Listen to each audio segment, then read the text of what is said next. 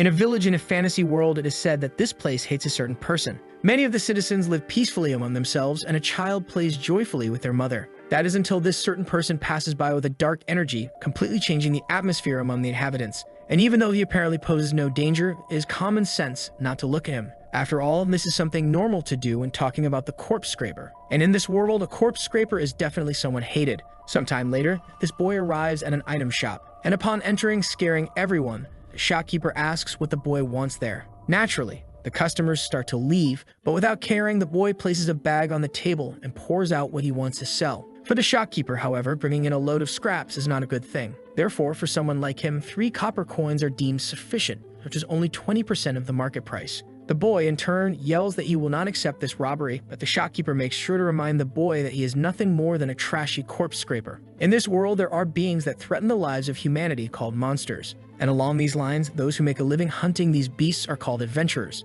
Adventurers face monsters day after day in search of high-grade materials with high rarity. By defeating their enemies, they gain levels, and even a single level difference can make a huge change in a person's power. In the end, in this world, levels are everything, and in a context where levels are a parameter of authority, our hero named Alka was someone unlucky enough to remain at level 1 for a very long time. Sometime later, at a nearby market, the boy asks the baker for some bread, and with a very pleasant energy, the man hands it over, saying he had already set some aside. Even so, the moment to pay was concerning because he was already out of money again. Suddenly, the baker commented that the boy should stop being an adventurer, and with an inviting expression, he suggested that maybe there could be something better for him. However, the protagonist knows it is too late for that because he is already known as a corpse looter. From the beginning, the boy always dreamed of being an adventurer, but when he finally became one, he learned that a curse had been placed upon him. Since that time, he has been unable to gain experience, making it impossible to improve by defeating enemies. The first time the boy defeated his slime, a message appeared saying that he had failed to receive experience.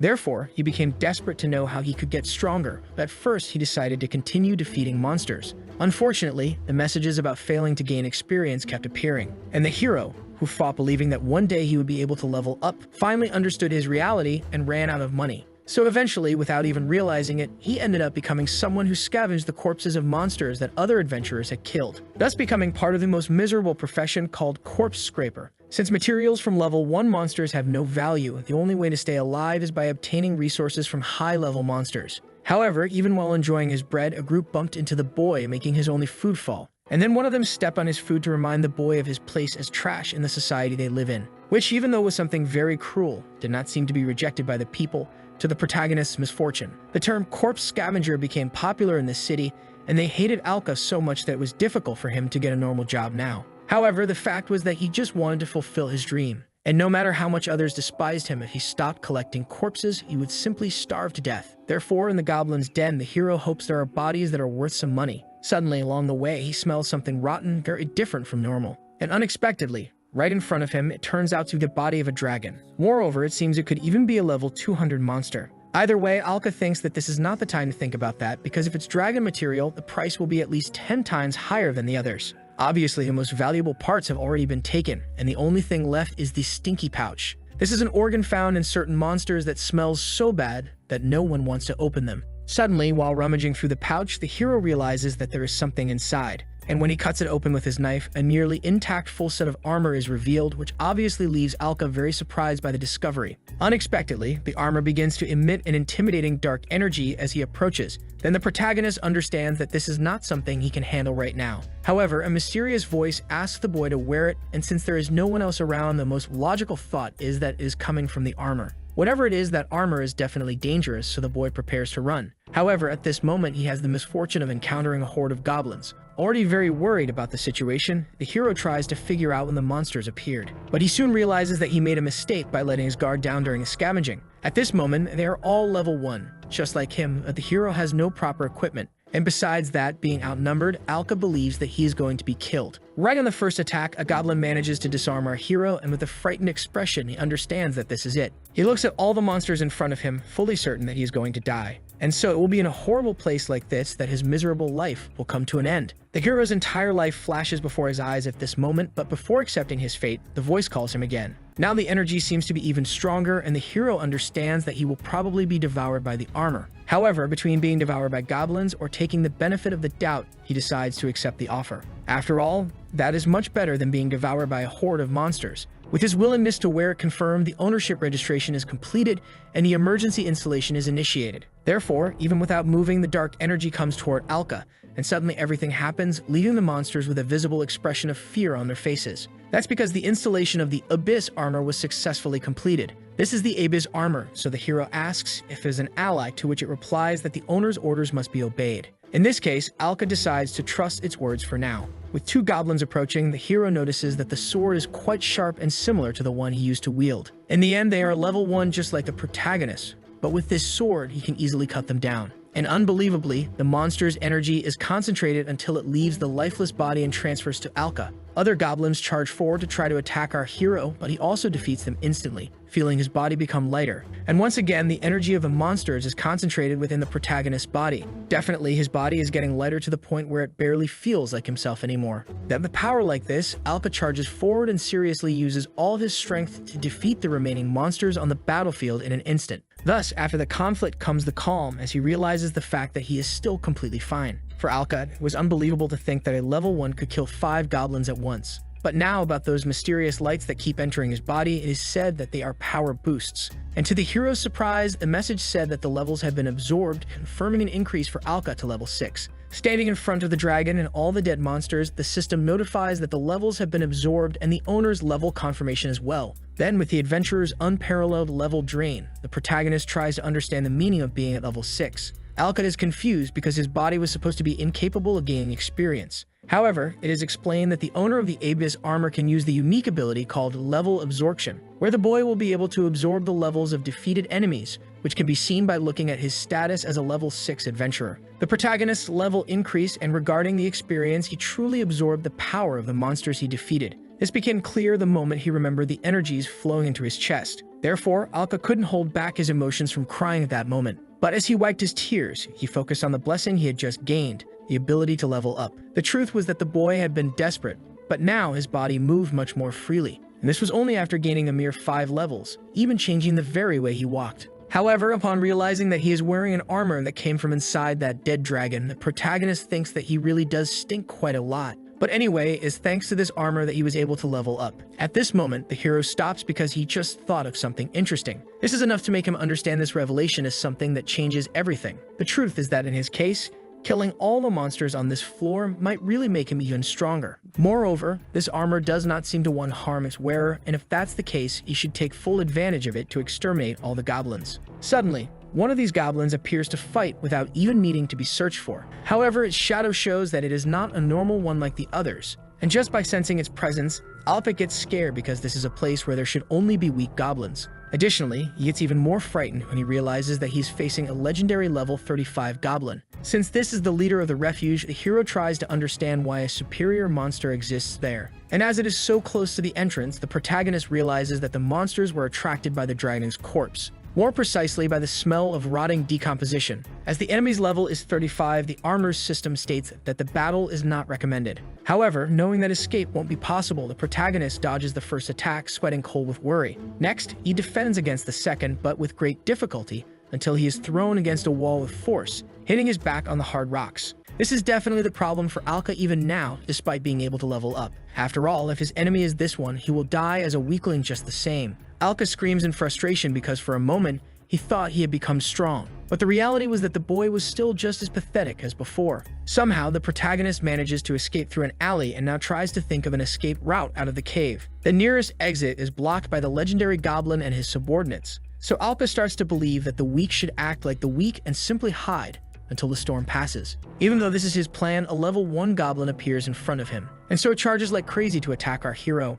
But since it is nothing like its leader, Alka simply grabs the monster by the head and smashes it against the wall. In this world, levels are absolute, so even monsters must understand the difference in power and flee when necessary. With one more victory, the owner of the armor receives a level increase, going to level 7. For some reason, Alka had forgotten that he could now advance easily and perhaps defeat the leader. A few minutes ago, he was close to being killed, but now the hero understands that he has the chance to destroy his enemies to survive. Because of this, avoiding the main route, the hero defeats several smaller goblins along the way, and continues doing the work of cleaning the dungeon at every opportunity he gets, until the levels from the bodies start transferring to Alka. then the hero's logic about the strongest winning due to the difference in levels becomes increasingly real. This is a world where the weak are oppressed, just as Alka was in the recent past. After some time fighting in the dungeon, the protagonist manages to reach level 15. And at a certain moment while walking, the system recommended that Alka explore a cave just ahead. Because of this, the hero went there, and just as he entered, he found a pile of gold like no other. To justify this, Alka believes it must be all the treasure from adventurers who were defeated by the goblins.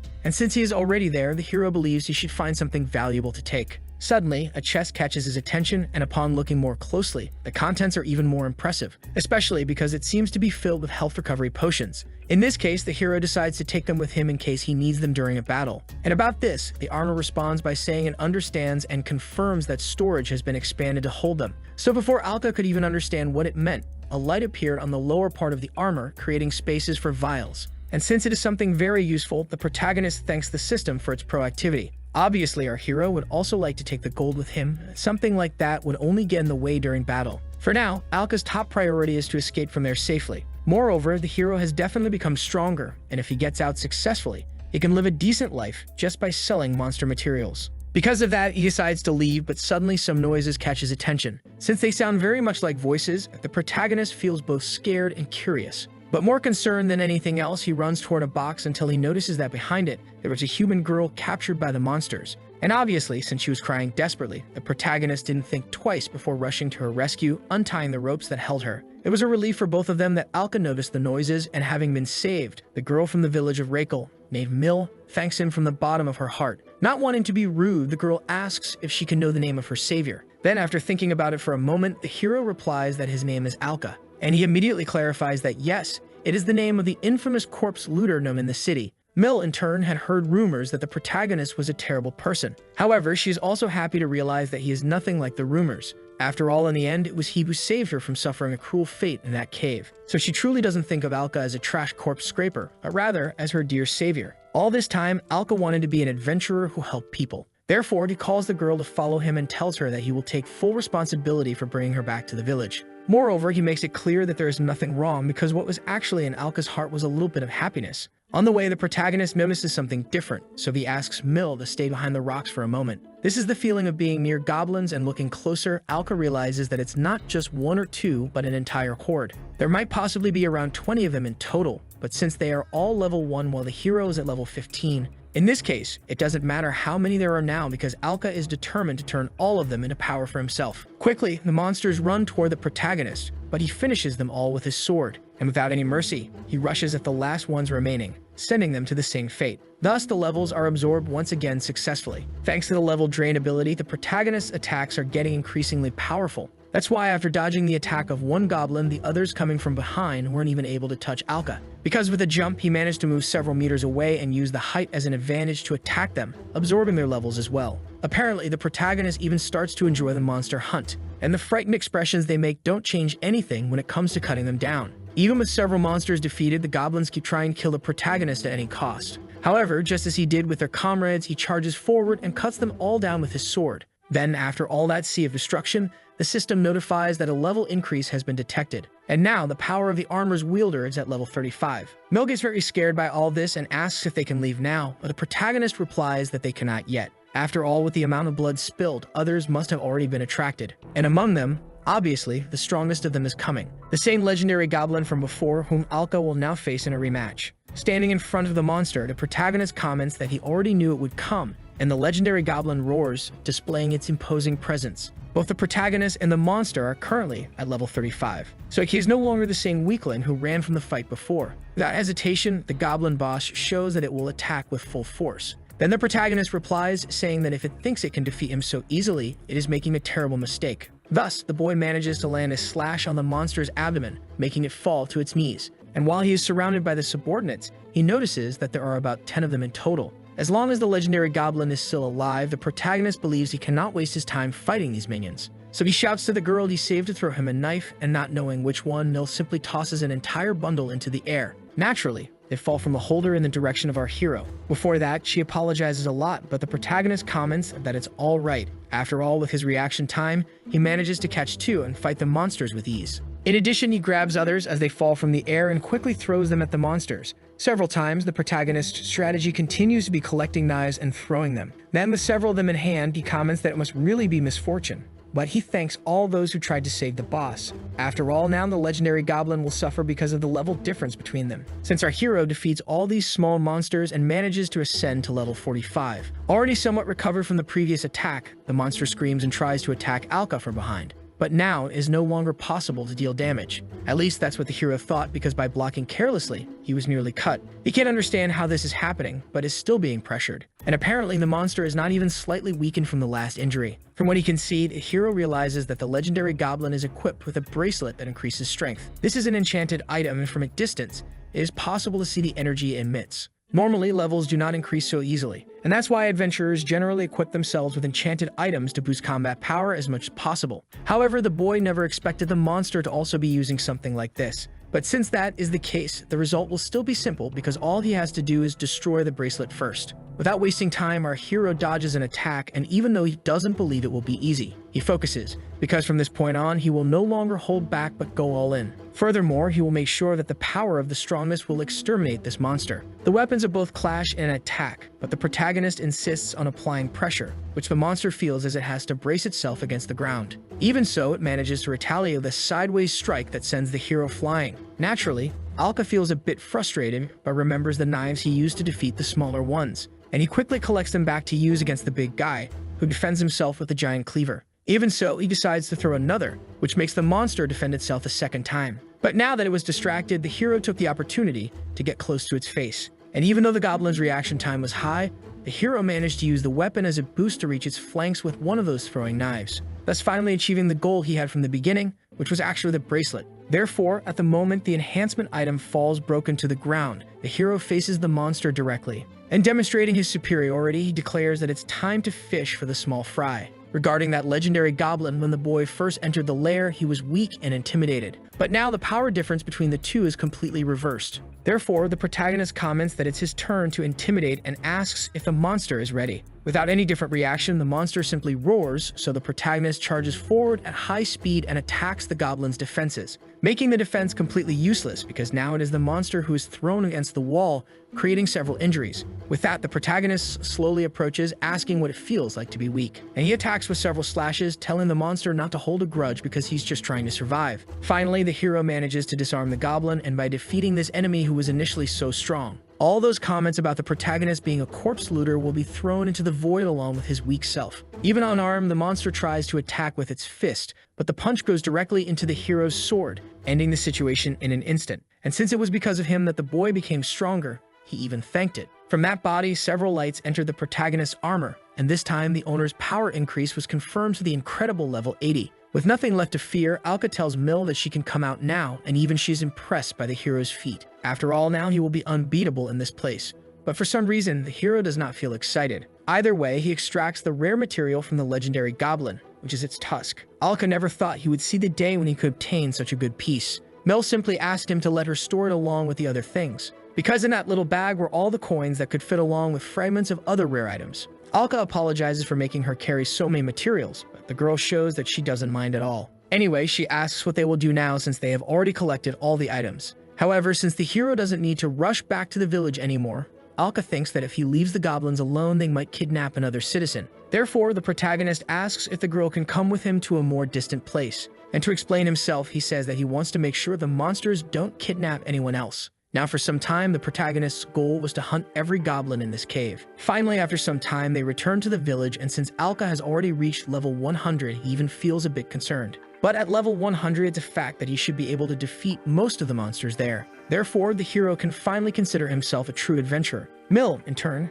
asks what the boy means because she has never heard of an adventurer with 3 digits in this village. Therefore, Alka is no longer just one of the adventurers, but the best that exists there. Alka, for his part, seems not to believe it, but since he has fought only to survive, he never looked at the others. Absorbing the levels of defeated enemies was something that surprised Mill at first, but with that, she is sure he will become even stronger. So she also says that she will be cheering for the boy. Thus, the two talk peacefully until a group of adventurers appears, greeting the corpse scraper with hostility. And Alka knows very well Jurik, who is the one leading the group. Obviously, the white-haired one asks what that black armor is, and everyone starts laughing, thinking that Alka decided to buy armor to compensate for not being able to level up. Anyway, Juri warns that using a fancy item won't make any difference. After all, level 1 can't compensate for the lack of power with something like that. However, just as he was speaking, the hero told the guy to shut up and instantly appeared with a knife, saying he was already tired. Therefore, with a terrifying expression, he politely asked once again. Faced with this threat, Juri feels intimidated, but remembering who he is dealing with, gets angry and delivers a kick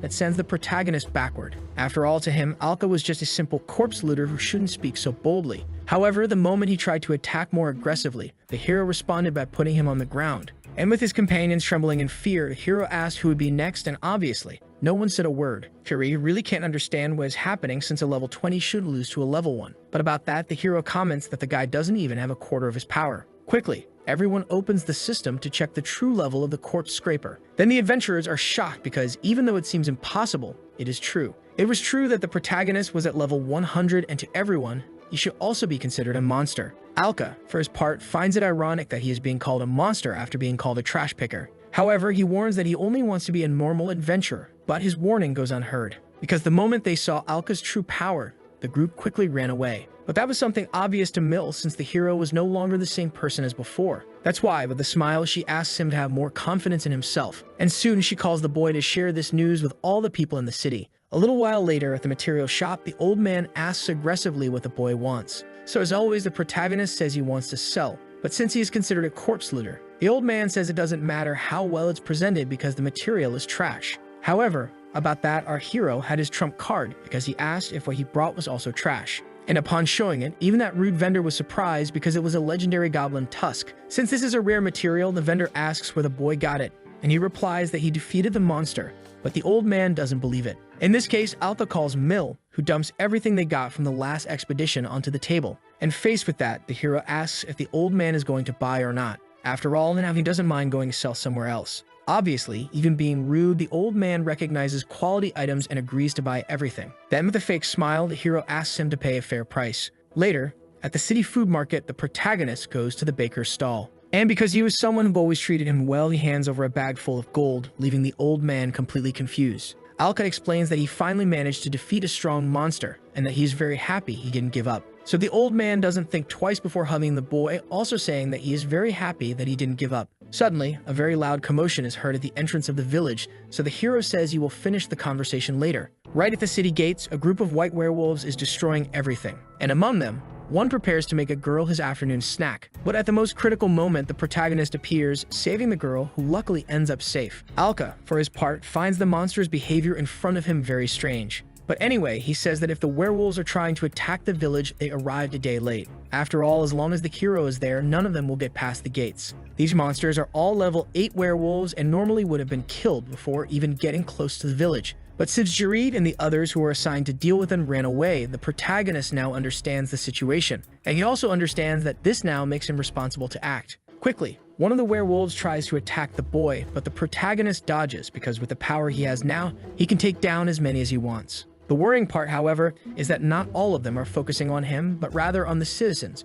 whom the boy isn't able to protect all at once. And obviously, if he doesn't do something about it, the innocent population will be killed. One of the civilians becomes desperate because he is just one step away from being eaten alive. But at this moment, the protagonist appears, shielding him with his own body and finishing off the beast. Then the boy asks if the man is hurt, but after saying yes, the citizen realizes that it's the corpse scraper who's there. However, instead of getting angry, the hero simply goes on to handle the situation, which is more important. Deep down, he knows he is still the corpse scraper that everyone hates, but that is definitely no reason to abandon others. Naturally, while the protagonist does his job, everyone notices that Alka is saving the population. And finally advancing toward the last monster, after finishing it, the hero knows everything will be over. So with just one strike, he finishes the last of the opponents. And thus, with the power-absorbing ability, the armor owner's level rises all the way to 172. However, the fact that it only increased by 72 is concerning for the hero since he counted 10 werewolves. Following this logic, if he had finished all of them, his level should have gone up by 80. Therefore, this means there is still one more hiding somewhere. From the top of a house, the last of the monsters is ready to attack a little girl. So the moment Alka realizes this, the monster simply ignores him, jumping on top of its target. Alka panics because even after increasing his level so much, he still might not be able to save a life. And that's what is about to happen when the girl looks up and sees the werewolf just a few meters from her. Alka, for his part, refuses to accept this and thinks that maybe he can make it if he throws his sword, but he only has one chance. Even so, he will make this the best throw possible because he has to guarantee that he hits the target. The monster charges at high speed toward the girl, and the protagonist's sword approaches the werewolf's body, until Alka manages to hit the beast and send it flying away from the girl with the impact. This way, the little girl also realizes that she is in front of the corpse scraper. But since he confirms that he saved her, the girl throws away all prejudice to thank him, even making our hero happy for helping her. However, now the pleasant atmosphere fades because, with the end of the invasion, several citizens start to approach. And among them, one in particular says he needs to have a conversation with Alka. At that very moment, the protagonist thinks it's going to be a headache dealing with citizens who are upset about being saved by him. So just as another person approaches to speak as well, the hero says he's going to leave since he's not welcome there. However, unexpectedly, these people ask him to wait a moment, and what they came to say to him was simply thank you, since thanks to him, everyone there was safe. The boy from earlier assumed the protagonist thought he was being dramatic, but since Alka put his own body at risk for him, he says that he appreciated it, which surprises the protagonist. In addition, the mother of that little girl also approaches, and since her daughter was rescued, she lowers her head to thank him in submission. In this case, the protagonist becomes very embarrassed and asks the mother to stand up. Then he explains that the only reason that led him to do this was his desire to save everyone. The hero understands that his past as a corpse looter will not disappear. However, now that he has the power to protect others, Alka states that he will become an adventurer who helps people. Moreover, the boy smiles, saying that it will be good if they keep an eye on him because for now, that was all he asks. That day, the protagonist was nothing more than a simple corpse scraper, but in the end, he became the adventurer who saved the village. The next day, everyone walks normally in that small town, and upon finding our protagonist, Mel happily goes to him. Because of that, Alka welcomes her, but the girl finds it strange that the boy is not wearing armor. But about that, the hero simply snaps his fingers because he has just discovered that he can put it on and take it off instantly, and the girl finds it quite amazing. Thanks to this armor, the protagonist states that he will become a great adventurer, so he was also very lucky to have found it in the goblin's nest. Even so, he still wonders why there was a dead dragon in that place, although for now, it is not something that matters. Elsewhere, someone shouts for them to run quickly. The place where they are is the goblin's nest near the body of the dragon that was being talked about. Chiri yells for everyone to get away from that thing right now, and his teammates run as fast as they can. However, in an instant, a puddle of blood makes the fate of the two very clear. Desperate to know what is happening, the leader of the group shouts, asking the identity of the being in front of him. However, Jianai stares at him without revealing anything and soon begins to generate a powerful electric current. Then the adventurer laughs in despair, understanding that this will also be his end. And the moment the energy beam is ready, this mysterious monster fires it with full force without any mercy, which even makes our hero hear it from afar and wonder if he is imagining things. Some time ago, Jarig's group was chasing a one-eyed troll, and since the monster was already injured, the leader ordered his companions not to let it escape. Obviously, realizing it was a good opportunity, the two agreed. At a certain point in the chase, the monster ran into the goblin's cave. Then Jarig starts commenting that because they abandoned the mission to stop the werewolves, they received a very high fine. And that is precisely why they cannot let such a profitable prey get away. As the monster drags itself inside, trembling with exhaustion, it suddenly smells something that attracts it to the center of the cave. And upon arriving there, it was drawn by the smell of the dragon's decomposing body. But for some reason, this was not a foul smell to it like it was to others, but rather a delicious one. Together with his group shortly after, Juri comments that it must be just ahead until suddenly he is surprised by something. The smell of the dragon's decomposition is something that almost makes everyone their vomit. But something else catches the attention of the white-haired man more than that. After all, in the center of the dragon's body is the troll they were chasing, devouring all the flesh like an animal. And the worst part is that the second man in the group notices that something is strange. After all, suddenly something comes out from inside the monster, making Juri realize that the situation will not be good at all. While chasing that sound from before, the protagonist realizes that he was indeed right and that it was not just his imagination because there really is a strange sensation in the air. And this entire sensation seems to be coming precisely from this place. At this moment, our hero hears another noise even louder than the last, which makes him become very serious. Inside the cave, the smell of rot only gets worse, and further ahead, he finds the dragon's body. However, upon arriving at the place where he got the armor, the scene was of a transformed troll exterminating Jarig's group. And right after noticing a new guest, it sent away the companion of the white-haired boy to focus entirely on the protagonist's appearance. Even Alka is startled by the presence of the monster because it is different from anything he has ever faced. Even so, since he is at level 180 now, he believes there is no way he can lose. So before making any move, he will defeat it with a single precise attack. However, the armor warns that due to the level difference with the enemy monsters, the battle is strongly discouraged, making Alka stop for a moment, which is enough for the monster to see an opening and attack. At this moment, all the armor recommends is an immediate dodge, but the protagonist had already taken a very powerful hit, which threw him to the ground, making him fall face down with many injuries. To be sure of the enemy he is facing, the protagonist decides to check the monster's status. And the moment he did that, the system's prediction proved to be true because this was a fallen variant of level 200. Quickly, the armor warns that a strong energy condensation has been detected coming from the troll's head. Therefore, an immediate dodge is recommended, but our hero cannot move. Little by little, the messages are repeated several times as the monster's attack gets closer to being launched. Then Alka tries to move using all his strength because if he does nothing at this moment, he will definitely be the next to be killed by this abomination. The estimated time before the attack is 10 seconds, and since the boy cannot move, he ends up thinking about the worst possibility. Even so, he struggles to kneel using his sword as support, and with almost 1 second left, Alka manages to almost stand up. Either way, the monster does not wait for him to get up to fire its energy attack. Because of that, the protagonist is thrown against the wall and the injuries he suffers practically leave him unconscious. Luckily for him, after seeing the boy defeated on the ground, the monster decides to leave. Then, sometime later, Alka manages to recover, questioning what the hell happened. The armor warns that it is possible that the owner was considered deceased, so Alka is very grateful to fate. Obviously, it is a fact that he has severe damage to his body, so the use of potions is strongly recommended. Remembering the potions he took from the goblins, the boy drinks the first one, and since the effect already allows him to move, Alka comments that he should thank them. Anyway, now he needs to chase the monster as quickly as possible since he is sure that its next target is Reikal village. However, before going, a voice calling him a corpse scavenger reaches his ears, and looking more closely, it is Jarig, who even in an extremely bad condition, is still alive. Without any shame, the boy demands the recovery potions. After all, he believes that something like this won't make any difference to trash like him. Proving to be even worse than expected, the boy warns that he will run away as soon as he drinks them, using the village as bait. Therefore, once again, even more irritated than before, he shouts to get the potions quickly. Jerry coughs up blood and insists because his entire body is injured and his mind is going insane. Unexpectedly, the boy considers doing this, but first asks the Abyss armor if it will make any difference. The system informs that the injuries are fatal and that inevitably the boy will die after a few more minutes of intense pain.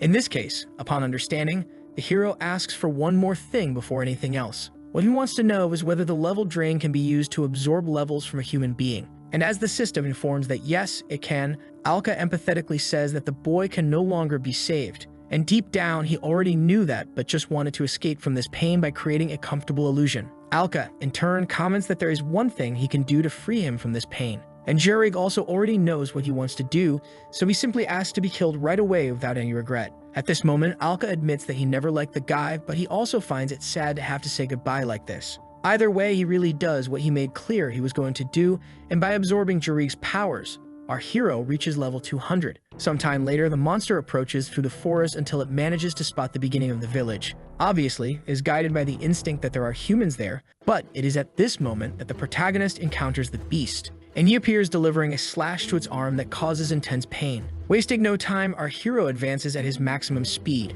and without wanting to offend, states that he can no longer keep losing to it. Because of that, he attacks again, but now the monster defends itself cleverly. Either way, with his sword pointed at the beast, Alka warns that next time the troll should make sure to eliminate his enemy. After all, since he didn't do it now, the level of the two is equivalent, and without wanting to drag it out any longer, Alka calls him to fight right away. First of all, our hero also advises him to stay alert. After all, even though he didn't like Jarig, he still had to kill someone he knew with his own hands, so he has never been this angry in his life. Wasting no time, the monster moves in for the first attack and, confident that it will win, tries to strike from below. However, our hero uses the monster's shoulder as support to climb to a higher position, and thus lands a hit on the monster's back before it can defend itself. Even though his strategy was successful, the wing is more resistant than expected. Suddenly, the monster starts to concentrate energy around its eye, so now the hero wouldn't let it do that again. But, demonstrating enormous intelligence, this was just a feint by the beast, which used the hero's voluntary approach to land a kick. And taking advantage of the moment when he was most defenseless,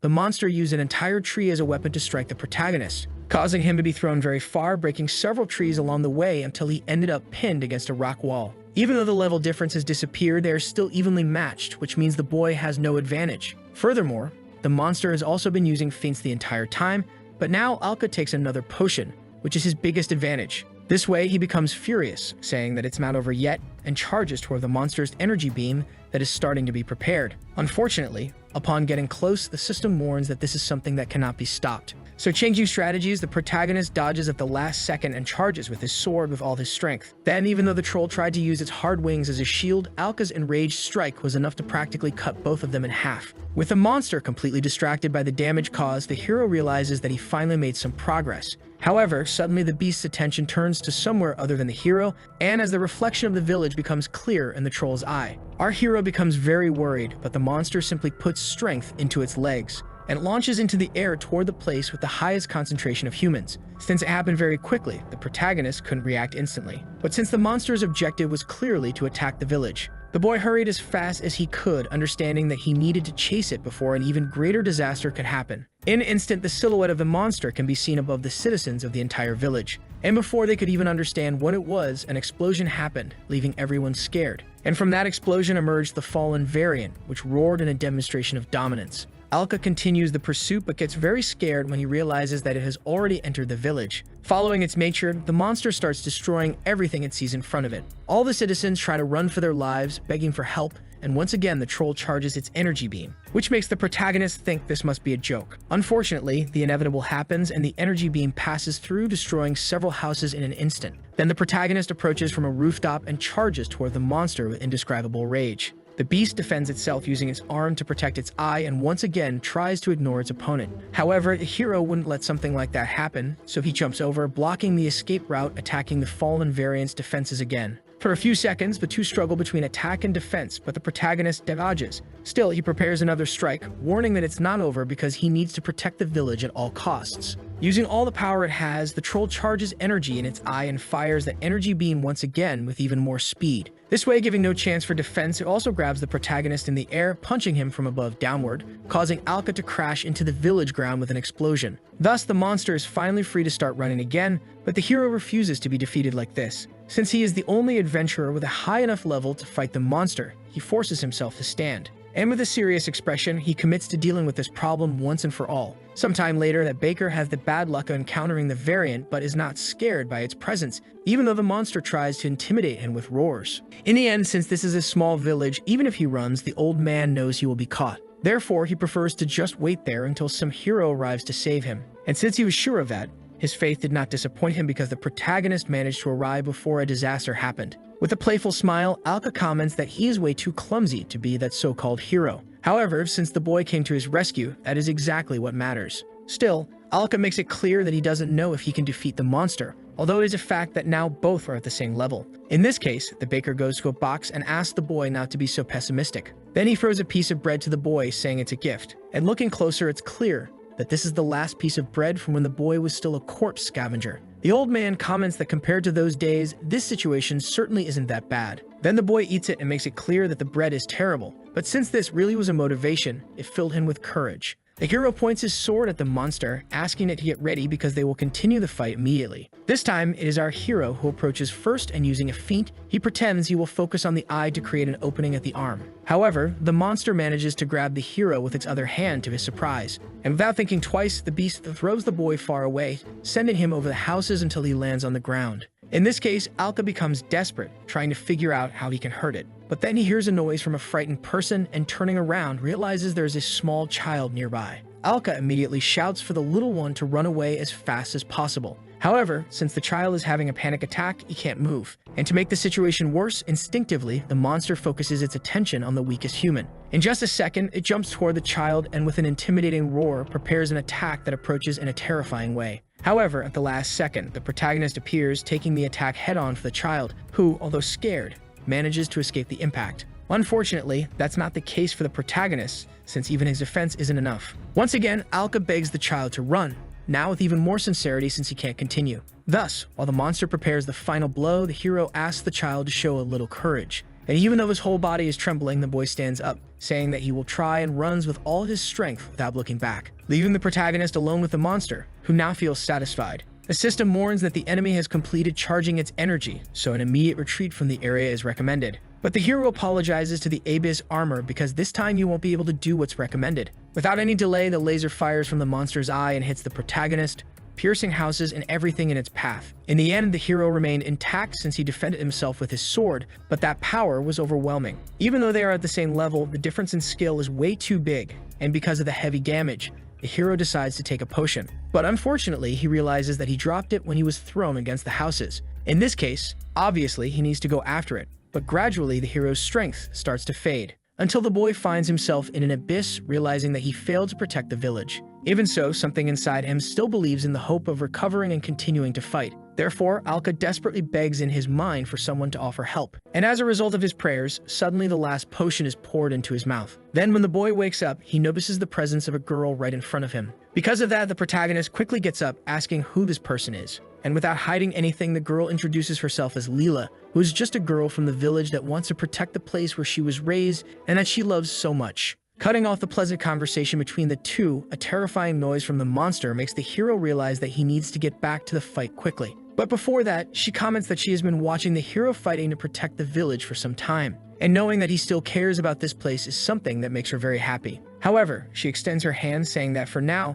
they should run away together. Obviously, the hero refuses that possibility since he is the only one there who can defeat the monster. However, in response, the girl says that there is a reason to run because if he is defeated there, she is sure that there will be no one left to be saved throughout the entire village. Even with the destruction happening, Leela states that as long as the hero's wound is not healed, he should avoid fighting that monster. And even though he doesn't want to accept it, Alpa understands that she is right and that it will take some time before he can fight with full strength. Suddenly, from high up in the sky, the monster they were talking about appears to confront the two head-on. Then quickly, the girl extends her hand to the protagonist, who, seeing no other option, decides to retreat with her to a safe position until he is fully recovered. During the escape, they turn into an alley, and by the way, the hero asks how she knows his name. Then, still running, the girl explains that Alka is quite famous in this place. He asks if it's for being that corpse scavenger, and indeed, that is one of the reasons. However, Leela makes it clear that another reason for knowing him is because she considers him a hero. Leela explains that she was there the day the werewolves attacked the village,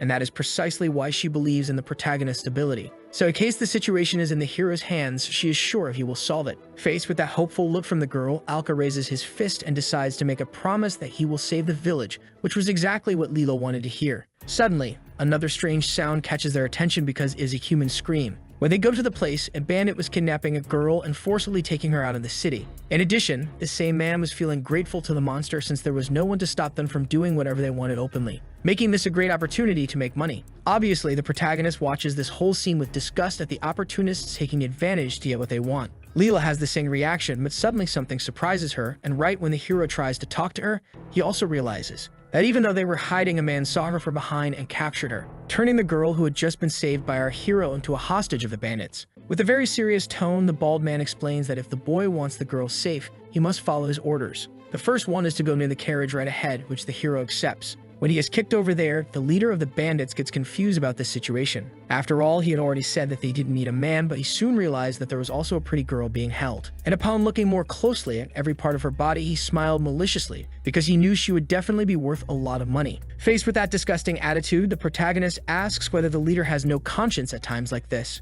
But about that, the bandit doesn't even think twice before saying he doesn't. The fact is that they came there to loot this village in the first place. Therefore, the bandit makes it clear that the hero is already lucky that they weren't the ones who had to kill the citizens, which obviously makes the protagonist furious, wanting to finish off this trash as soon as possible. The leader in turn notices this angry expression and gets closer, asking if he is an adventurer. Then he whispers in Alka's ear that it must be shameful for him, because now it doesn't matter how powerful he is since he can't do anything. Either way, everyone gets ready to leave, and the leader asks the bald guy to take good care of the girl. After all, it will be a problem if the adventurer tries to intervene in any way. Alda heard this whole conversation knowing that he only needed one moment of carelessness. Therefore, he waited for an opportunity to save her, until suddenly a certain person with a knife appeared behind the kidnapper. Quickly, the bandit warns his partner to dodge, and then it is revealed that the person is actually Mill. Therefore, since the bald guy was warned in advance, he managed to dodge easily without letting go of the hostage, causing the girl to fall face down on the ground. The bald guy comments that the girl can't beat him and that she should know the difference in their strength. However, unexpectedly, she says that it's okay, leaving the kidnapper confused.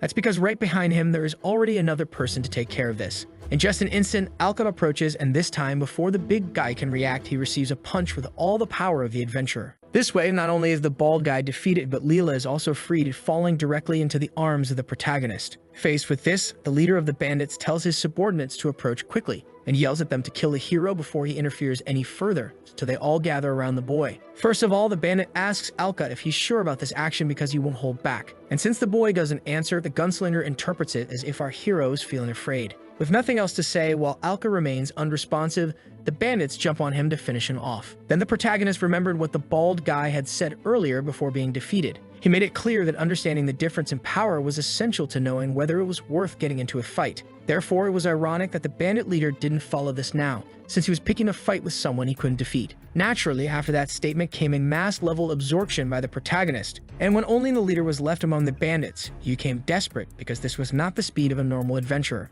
Then the protagonist made sure to confirm, especially since he was already at level 200. In this case, in a last instinct to fight, the bandit draws his sword and charges aggressively. But obviously, the protagonist finishes him off with just one strike of his sword. Thus, once again, the powers are absorbed, and now the owner of the armor reaches level 250, which also leads the system to notify that the maximum level for a human being has been reached. After defeating the bandit, the protagonist thinks about what he just heard. Then he asks if that means level 250 is the highest he can reach, and the system confirms. To begin with, the hero had never heard of an adventurer with such high levels, but he also didn't think there could be a limit. Either way, now that everything is resolved, Leela jumps on her savior, thanking him for saving her. But the hero makes a point of not taking credit, because to him it's the least he could do after the potion earlier, since if he hadn't taken that in time, he certainly wouldn't be alive anymore. Still, whatever the reason, Leela remains happy because to her, Alka is her hero. Faced with that attention and with all the bandits' bodies on the ground, Alka doesn't accept that title because he still thinks he's immature. If he had left the bandits alive, they would have attacked another village, so Alka stated he used the sword because he couldn't find a better solution.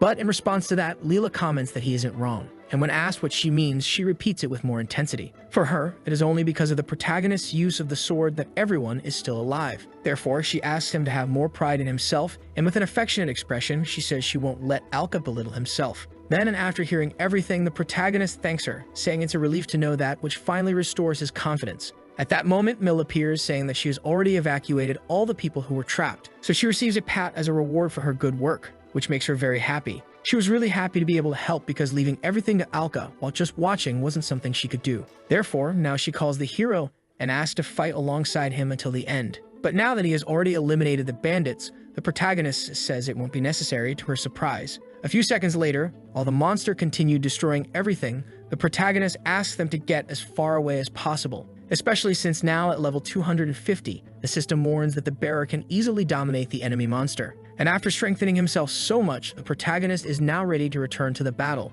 Without even needing to run to the place the monster they were talking about appears, falling from the sky. And from atop the walls, just its arrival is enough to raise a powerful gust of wind, which, although it affects the girls, doesn't affect the protagonist. Either way, he says he's ready and then asks once again for the two of them to run because he's going to end this now. So the girls accept and run away holding hands at the same time. Now alone with the monster, the protagonist apologizes for running away from it earlier, but says he won't run anymore because it's time to finish this duel. The variant roars to impose its dominance, but now the protagonist doesn't even move a finger out of place, he charges forward instead. In the beginning, he couldn't even wield a sword because of his poor conditions. Then he managed to hold a real one in a very good condition and eventually started using it to protect the people around him. Now in this moment, the protagonist remembers the fight against the wolves and also remembers when he had to kill Jarig, as well as the reaction of all the people in the village who were waiting to be saved while fighting for their own lives. Therefore, Alka says that it's time to fulfill everyone's wishes by continuing to wield this sword. With an unmatched aura, the protagonist comments that the monster should feel honored now that it has reached the limit of its growth. After all, the variant will be the first opponent to experience the strength of humanity in its own body.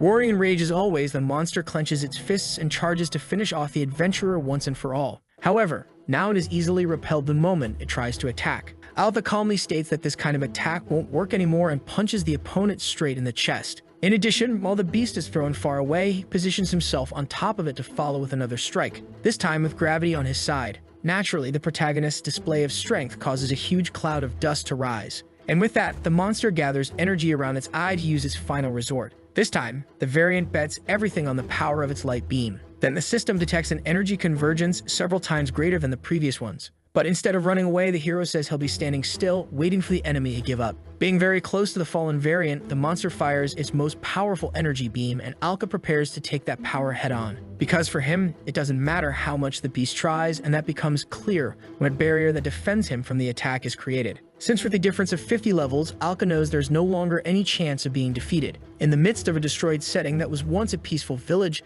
the two powerful beings face each other. And following its beastly nature, the variant tries to impose itself by roaring as always. But upon observing the protagonist's aura, something changes because it seems afraid. At first, the monster used its strongest power to devastate the people of this village, but now it's about to be subdued by an even more intense power, which for our hero, who has already lived through many experiences like this, obviously is nothing unusual in a world like this. After flying in the blink of an eye to the front of the monster, Alka chases it without hiding. Then the monster responds by preparing a punch to intercept the boy, but Alka not only dodges but also hits the variant's head, making it fall to the ground stunned. Even on the ground, it tries to keep fighting by preparing a quick laser attack and firing it at our hero. But Alka faces this already with a bit of boredom at the beast still insisting on this. Since that's the case, our hero says he's going to teach it what true despair is. Once again, the protagonist takes the attack head-on, and this time doesn't even bother using much effort. Anyway, the monster keeps releasing its power continuously until it finally gets tired and stops the firepower. Even a little bit of smoke starts coming out of its eyes. However, the expression of surprise is what stands out the most because when the dust settles, the variant realizes that its opponent is completely fine. And that was the protagonist's strategy to make the difference between the two very clear. Understanding the meaning of that, the monster seems disappointed but also enraged. It screams without caring about the protagonist's strength and, determined to fight once again, tries to attack in any way possible. The monster mixes physical attacks with quick energy releases from its eyes. However, the protagonist dodges the attacks and even while in the air, manages to both evade the eye power and counterattack. In addition, with no more obstacles, it's now Alka's turn to attack, so the beast tries to defend itself with its arm as usual. But that was its worst mistake, because the hero's blade went straight through, cutting off one of the most important parts of the beast. Alka backs off and with little patience to continue, tells the monster to kneel so they can settle this quickly. Obviously, this hurts the variant's pride, so it starts firing energy beams everywhere. But none of that is effective, and with a horizontal slash, the hero makes the beast succumb to the overwhelming force of his power. When she falls to her knees, Alka immediately jumps over her. Therefore, since she hurt the people of this village a lot, our hero drives the sword right into the middle of the monster's eye. And so that beast that not long ago seemed practically invincible was defeated. With the hero's new victory, the system tries to absorb the levels but fails since the owner has reached the level cap. Thus, the system still finds a way by unlocking new features of the Abyss armor, making it possible to use level conversion to reach an even greater potential. The next day, after the victory over the fallen variant, people work hard to rebuild the city. This can be seen when one of them asks for some wood from the top of a roof. In response, a helper says he'll bring it immediately, but suddenly trips over a rock on the ground, making a fall inevitable. That is, if the protagonist hadn't appeared from behind to save the boy from this problem. Therefore, the citizen looks at his savior with a bit of surprise, but quickly thanks the village hero for the help. A little less busy a few minutes later, the protagonist decides to ask what exactly this level conversion mentioned earlier is. Then the system informs him that the owner can acquire new epic skills in exchange for his level. And about that, it is said that epic skills are valuable techniques with a variety of effects,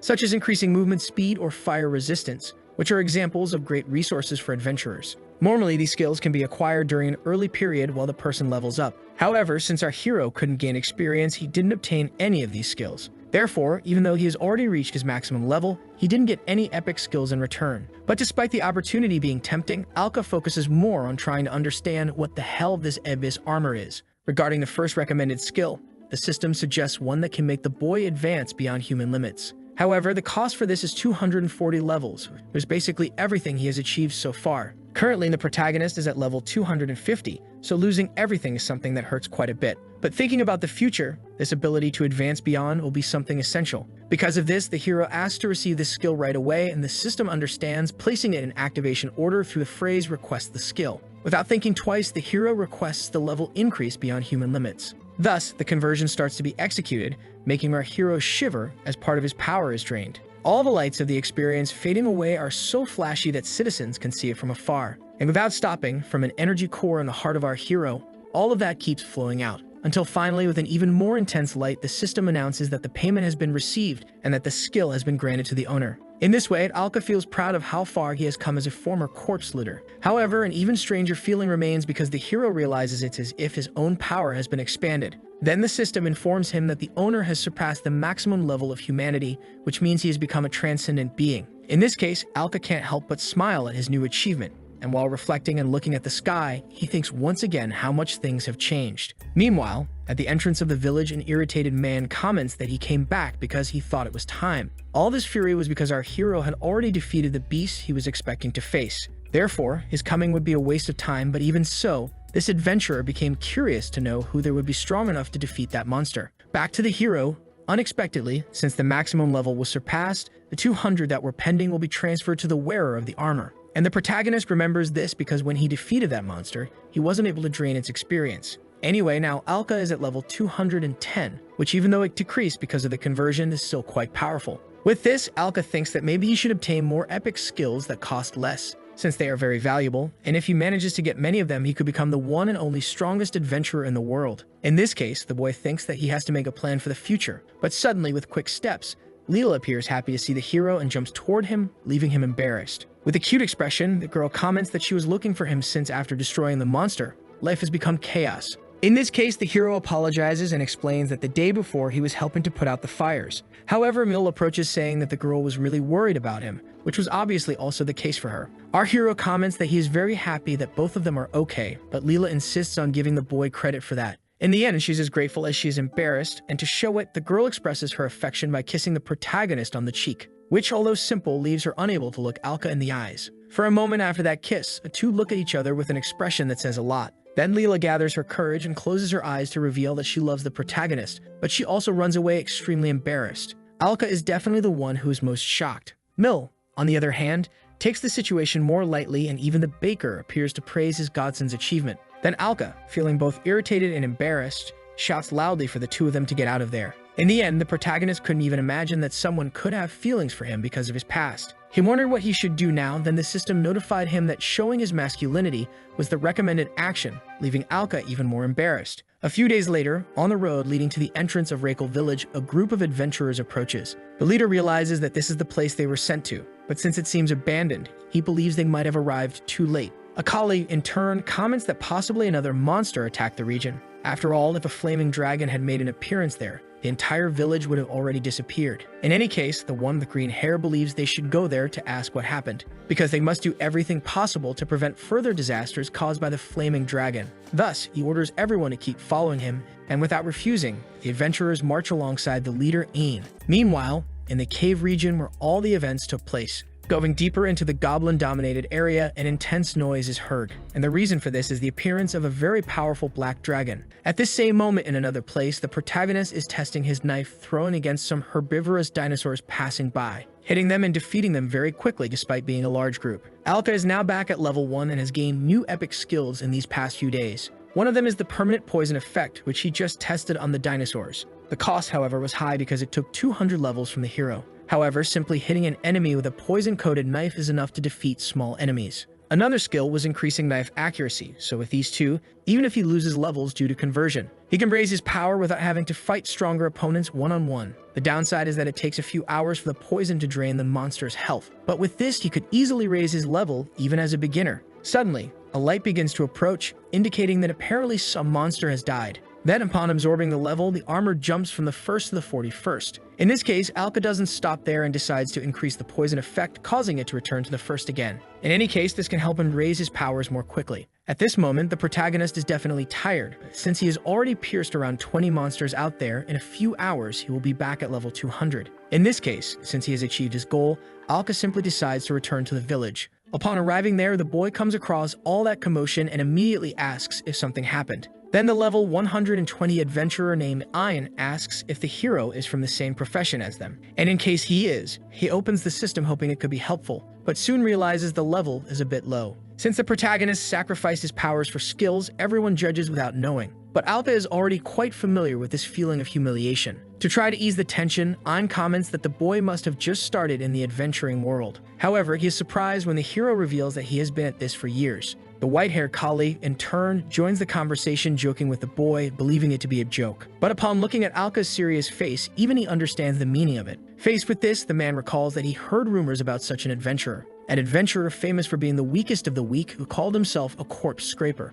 Alka, in turn, does not deny being the person they are talking about but asks what they are going to do about it, creating a terrifying sense of intimidation. Ein, not wanting to start a fight, informs that they are in charge of a subjugation request from the guild. It is said that recently they spotted a certain unusual monster around this area, and when asked about it, he confirms that it is a black dragon called the Flaming Dragon, which is above level 150. That's why Ein warns that it will take more than just a few adventurers to defeat it. To solve the situation, everyone there formed a team with users of epic skills to defeat it. Therefore, the leader asks the boy to stay calm, and since they haven't introduced themselves, the two exchange names with a handshake. Alka thinks that if the monster is really level 150, he could certainly defeat it alone. However, since it's a black dragon, he wonders if it might be related to the body in the goblin cave. Suddenly, an adventurer from the group comes running, calling for the leader. And as soon as he catches his breath, he desperately informs that the escort group managed to find the flaming dragon they were looking for. The situation of this group, in turn, is even more desperate because with so few people.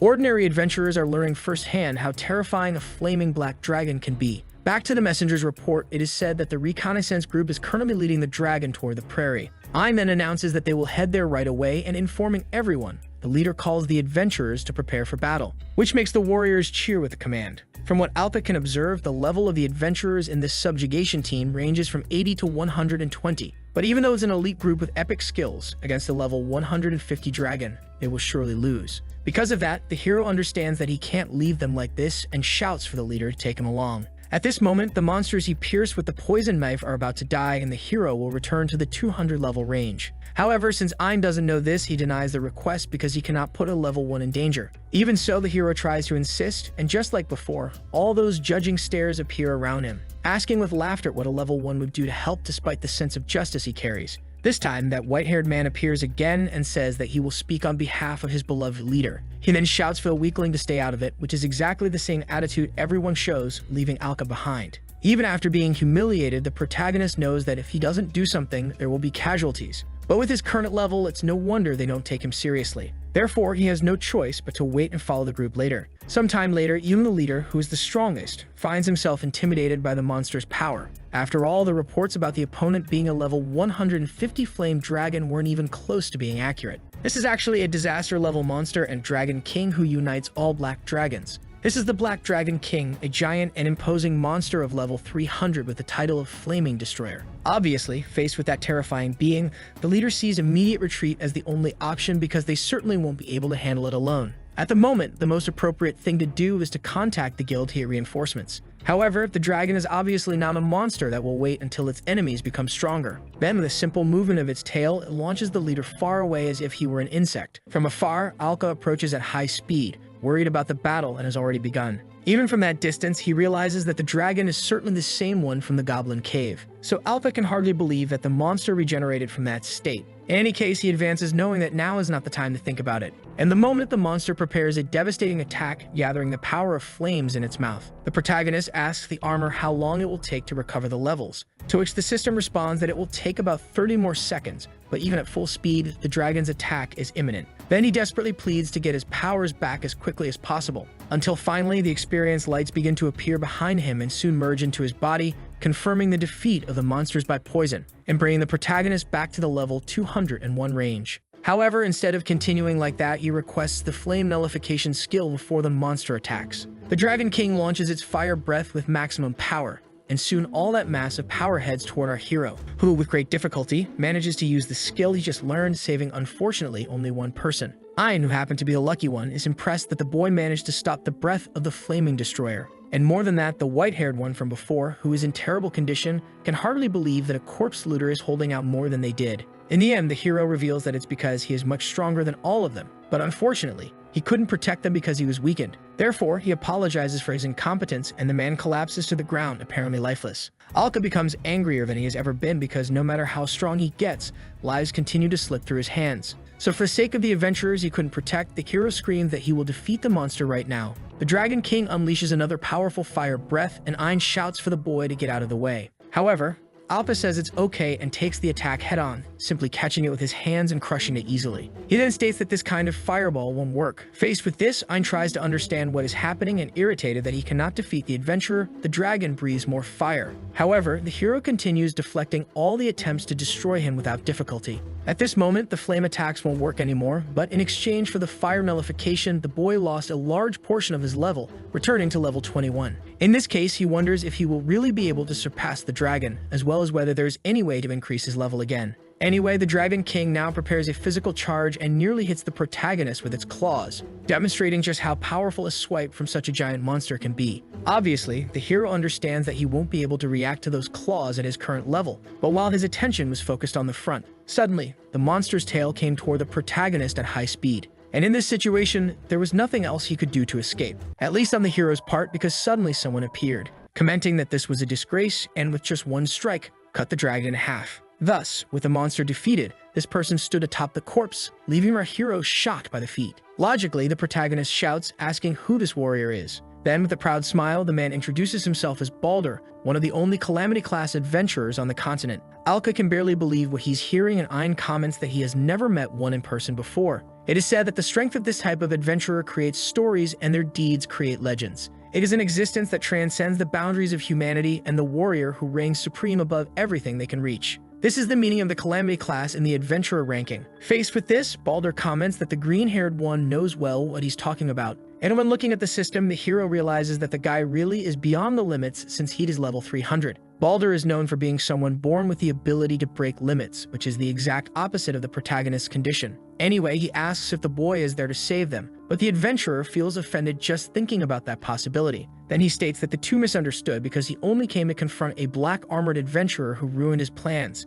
Regarding that, the protagonist asks what plans those are, so the redhead starts to explain. After asking the locals, they said that a black-armored hero defended the village from the one-eyed monster. Therefore, Balder was wondering what kind of warrior it was, but was disappointed to find out it was just a weakling. At this moment, the dragon shows that it is not dead yet and moves, trying to react. However, the adventurer asserts his dominance by driving his sword and once again to silence the beasts, since he is in the middle of his speech. Back to the conversation after educating the dragon, Balder reveals that as long as the core of the flaming destroyer is not destroyed, it will keep regenerating. Therefore, he also reveals that he killed this beast once in the goblin nest, which finally makes the protagonist connect the dots. However, the adventurer states that he didn't destroy the core on purpose, leaving the hero confused, wondering why. The answer was that when the monster ate the flesh of the flaming destroyer, its structure changed drastically, making it go berserk. The Dragon King is so powerful that it could obliterate an entire village, so he needed something a little weaker. Thus, a monster in a berserk state was exactly what he needed to attack the village and then be killed by the so-called savior of the place. So the second part of the plan would be to defeat the guilty dragon a second time. That way he could gain more fame than simply killing it with no audience around. Naturally, Ein is shocked that this is being said so casually. But back to the complaint, Balder shouts that Alka ruined everything when he intervened in his plan. With his head down, Alka asks if the guy really put the entire village at risk for something like that. Then the adventurer laughs loudly and states that all a Calamity-ranked adventurer seeks is fame, gold, and women to enjoy life. That declaration was exactly what the protagonist needed to make his decision. Therefore, with a terrifying expression, he declared that it was truly absurd, since for the sake of his selfish desires, the adventurer let innocent people get hurt and comrades die. All of this because of the guy's enormous greed. Thus, the protagonist asks the Abyss armor to lend him some of its strength, because he will definitely take down this Calamity-class adventurer right now. Obviously, Balder sees this speech as a joke, but also gets furious just because Alka insinuated that he could defeat him. And to display his dominance, he demonstrates a bit of his power by releasing a strong aura. Alka understands that the guy is at level 300 and realizes that if he fights head-on, he will be obliterated since he's only at level 21. But right behind the guy, there's still a chance with that crystal from the Dragon King. That core is on the verge of collapse, so if the protagonist can destroy it and absorb the level of the flaming destroyer, there will be a chance to win. Anyway, the protagonist asks if there's any skill suitable to destroy the core from a distance. Then the system starts searching, but since it takes a few seconds, the Calamity-class adventurer jumps on the protagonist, ready to finish him off, and before he can react, the attack connects, sending both the hero and Ein flying. In any case, the protagonist is the one who gets hurt the most, being dragged across the ground by that devastating power. Thus, he realizes what it truly means to be a Calamity-class adventurer. Balder, in turn, comments that it's a shame he missed, but guarantees he won't next time. At this rate, the defeat of our hero is clear, but the system search is completed, and the option to acquire the skill called Micro-Explosive Weapon appears. The skill can make the weapon itself explode, and the cost is 20 points, so the hero asks what he should do with it. Because if he explodes his sword, it won't destroy the core from afar, and doing it with his main weapon isn't recommended.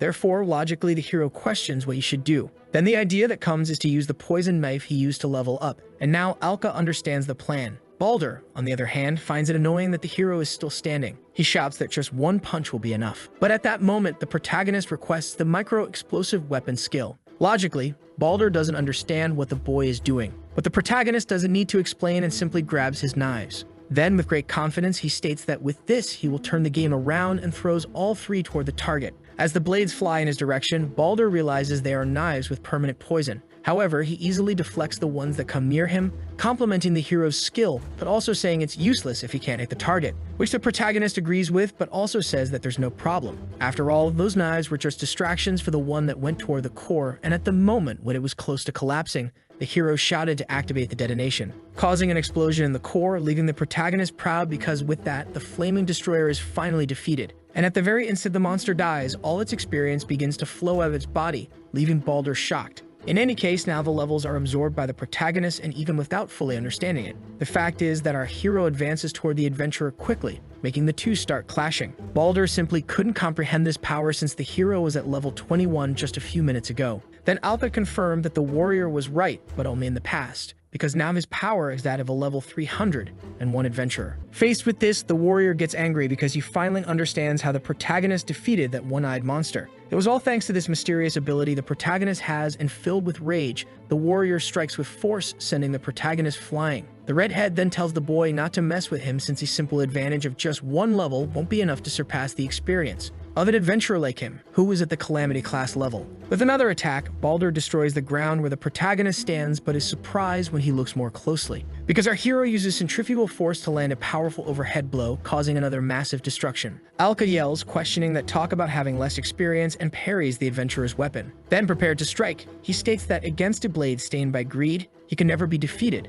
which he demonstrates with several cuts across the villain's body until Balder also gets furious. With an aura more powerful than ever, Balder praises the courage of the boy in black armor for shouting in his presence. But now his rage is so great that he simply tells Alka to shut up, and activating his epic ability, the manifestation of the tyrant god is unleashed. While screaming with rage and releasing his aura, a powerful lightning bolt falls from the sky and strikes Balder directly. Then a transformation starts happening in the adventurer's body, making his hair rise and lightning appear all over his body. Naturally, Alka is very scared, and all Balder can say is the word power repeatedly. Then with a devastating attack, he states that this is the true power of a Calamity class adventurer. And in an instant, it closes in about to hit the hero as Balder shouts for the boy not to run. It is more than clear that if this attack hits the protagonist, it will all be over. So he dodges with everything he has but understands the extent of the tyrant god's power. Alka thinks he will have to use that thing he found while checking the skills list. It was a special ability that could only be used once, so now the protagonist steps back and shouts to request the ability from the system,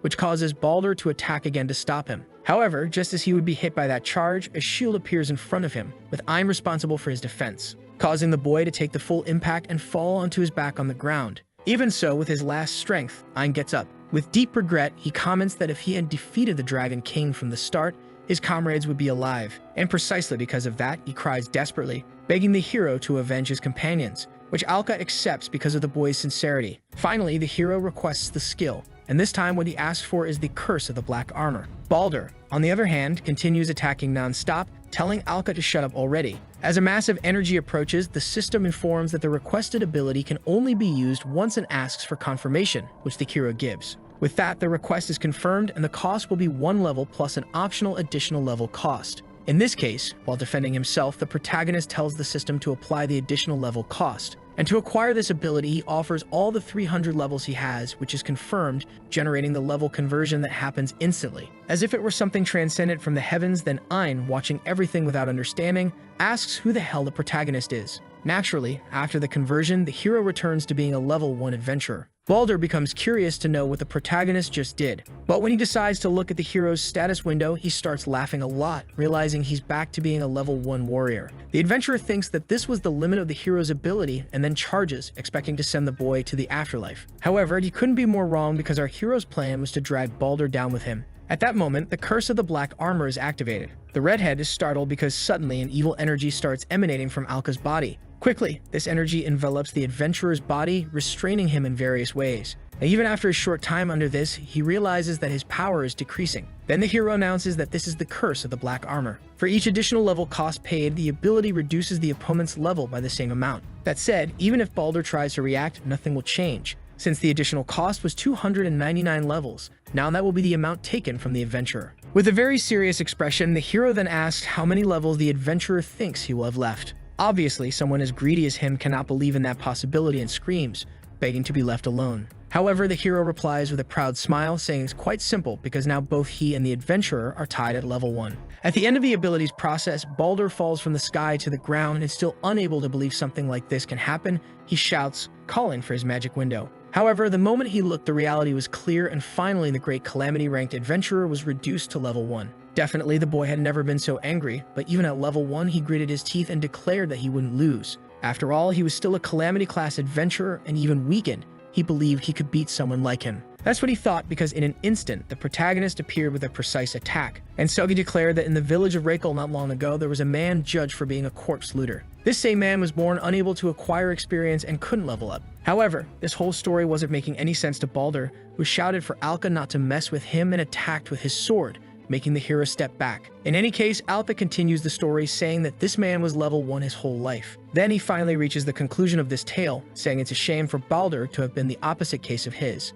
After all, the corpse looter, who was the protagonist, knew how to fight at level 1 better than anyone else in this world. Without his arm, the adventurer's wound starts bleeding uncontrollably. However, still under the effect of the Tyrant God's ability, Baldur remains standing and holds his sword, saying he hasn't lost yet. However, for the protagonist, that's already enough to decide the battle's outcome. Even in this situation, Baldur is too proud to back down, so he runs and tries to attack the boy from behind, screaming in rage. This makes the protagonist despise the warrior's attitude, since he can no longer even maintain his composure. Alka quickly disarms the warrior, and since he insists on attacking, delivers several cuts across his body. Thus, the adventurer takes it all head-on and finally collapses, defeated on the ground. A few seconds later, Ian, who is still able to stand, approaches to talk. He thanks our hero from the bottom of his heart for avenging his companions. However, the protagonist replies with a smile that there's no need to thank him. After all, he also couldn't forgive him and would have fought even if there hadn't been a request. Besides, Alka becomes serious again because apparently things aren't over yet. With his last strength, Baldur shouts at the boy in black armor.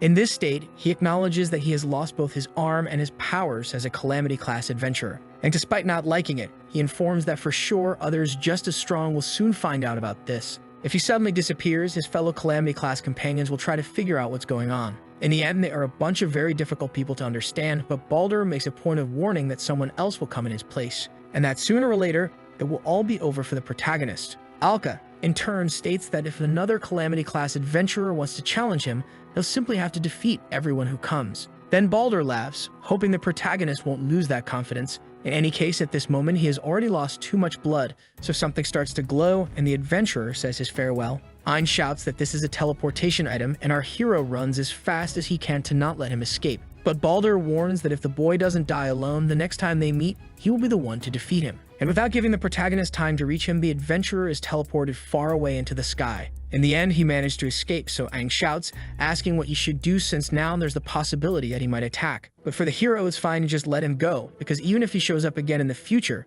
Alka is confident that he won't lose, which is enough to make Ein a little calmer. In any case, it's still a fact that many people lost their lives that day. Ein comments that he will have to report everything that happened to the city where he came from. Then suddenly, the protagonist apologizes to the adventurer's surprise because he has a request to make and needs the boy to listen. Naturally, the adventurer asks if Alka is sure about what he wants, but the protagonist states that he has already decided. Therefore, the two seem happy since our hero's goal now is to leave the village. A few seconds ago, when the protagonist asked for a favor, Ein was wondering what kind of favor someone so strong could possibly ask for, but thinking that he wanted to be taken to another city was something quite unexpected. To be honest, the hero would have liked to continue being an adventurer in this village. But after this incident, those Calamity-class adventurers are now watching him. Therefore, Alka is afraid that someone like Baldur might come again, and he doesn't want the place where he was born to get involved once more. And it is precisely because he understands this choice that the green-haired boy decided to accept it. Now that the flaming destroyer is no longer a threat, Ein shows a necklace with a magical communication stone.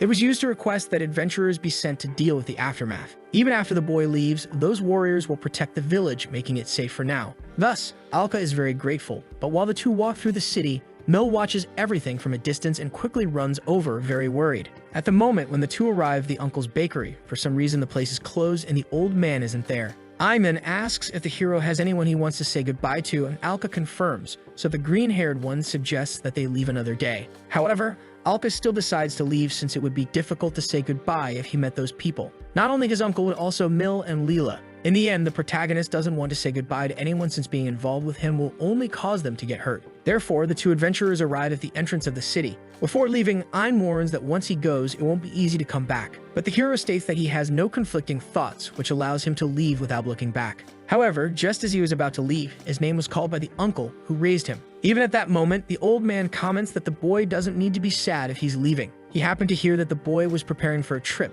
so he decided to bake some bread for him. Therefore, the uncle hands it over and Alka apologizes profusely for leaving the village without saying anything. But once again, the old man asks our hero to smile with a very happy expression. After all, he is sure there's a good reason for leaving this place. The fact is that the old man has been watching the protagonist's adventurer life since the beginning. Therefore, he asks to at least see a smile on the boy's face, which, after understanding the message being passed, Alka smiles and says goodbye with affection. Later, already a few minutes away from the village, Ein comments that the old man is a good person, and the hero agrees. Then he takes a piece of the bread and eats it in silence, making Ein ask curiously about the taste. Therefore, with a feeling of nostalgia, Alka says it's delicious, making both of them happy. In any case, Ein comments that the destination now is the city where his guild is located, which is the administrative city of the south called Daramu. Thus, with the two about to arrive in the city, Mel informed Leela about what had happened, but it was already too late because Alka had left Reiko behind. Near Daramu, a group of goblins led by one at level 5 ambush a wagon. Ein obviously gets desperate upon realizing that the market wagon is being attacked.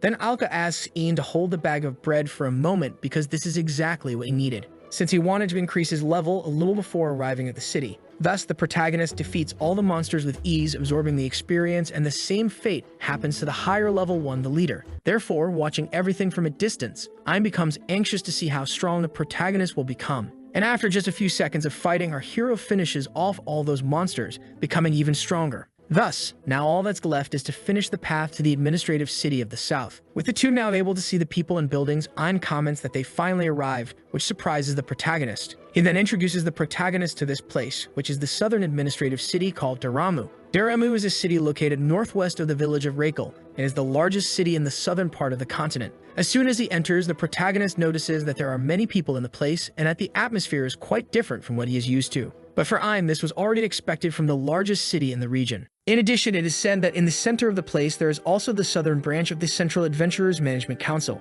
Many guilds operate in this city, and there are also many talented adventurers. Therefore, Ein comments that the protagonist will not stand out much there while keeping his level as low as it is now. Currently, the protagonist has risen from level 1 and is now at level 100. In this case, he understands that it does not make sense to increase his power too much when it is not necessary, and he thanks his new friend for this advice. On the way to the city, our hero was trying to raise his level as much as possible. However, at one point, Ain suggested that the boy should not raise his power scale too much. After all, if he entered the place with a very high level, he would attract a lot of attention. For example, if he walked around the city at level 300, the birth of a new Calamity class adventurer would become a hot topic in Daramu. And if that happens, other adventurers just as strong will notice him. Furthermore, if they discover that the protagonist is the one who defeated Baldur, he will possibly have to face a fight in the middle of the city. And many Calamity class adventurers are also problematic, so it is best to avoid detection. To demonstrate what he is saying, Ein observes a frightened little bunny after the fight against the goblins. He comments that normally there is no reason for adventurers to fight among themselves. And with a very friendly expression, he calls the bunny for a hug, saying that they actually exist to maintain peace. Faced with all of this, Alka thinks that Ein is definitely an adventurer he can respect. Generally, this social class is often obsessed with money and fame, as in the case of Baldur. That is why the protagonist hopes that one day he can become an adventurer like Ian, since just having a high level is not enough because he also needs to match the sense of justice that Ein has. Anyway, the hero asks where they are going now. Then Ein apologizes for having forgotten to say and reveals that they will visit the Central Management Council to report on the Dragon King case. However, suddenly the boy's expression becomes darker, and this causes doubt in our hero. Already inside the headquarters of the Central Adventurers Council, and at the main reception desk, a staff member greets them, asking if he is there to report the conclusion. However, Ein states that he has already reported via magic message, so the girl says she will prepare the reward. But before anything else, she asks with a smile what the completed mission was. And without hesitation, Ein reveals that it was to kill the Dragon King of Reikl Village, which leaves the receptionist in shock given how high profile that mission was.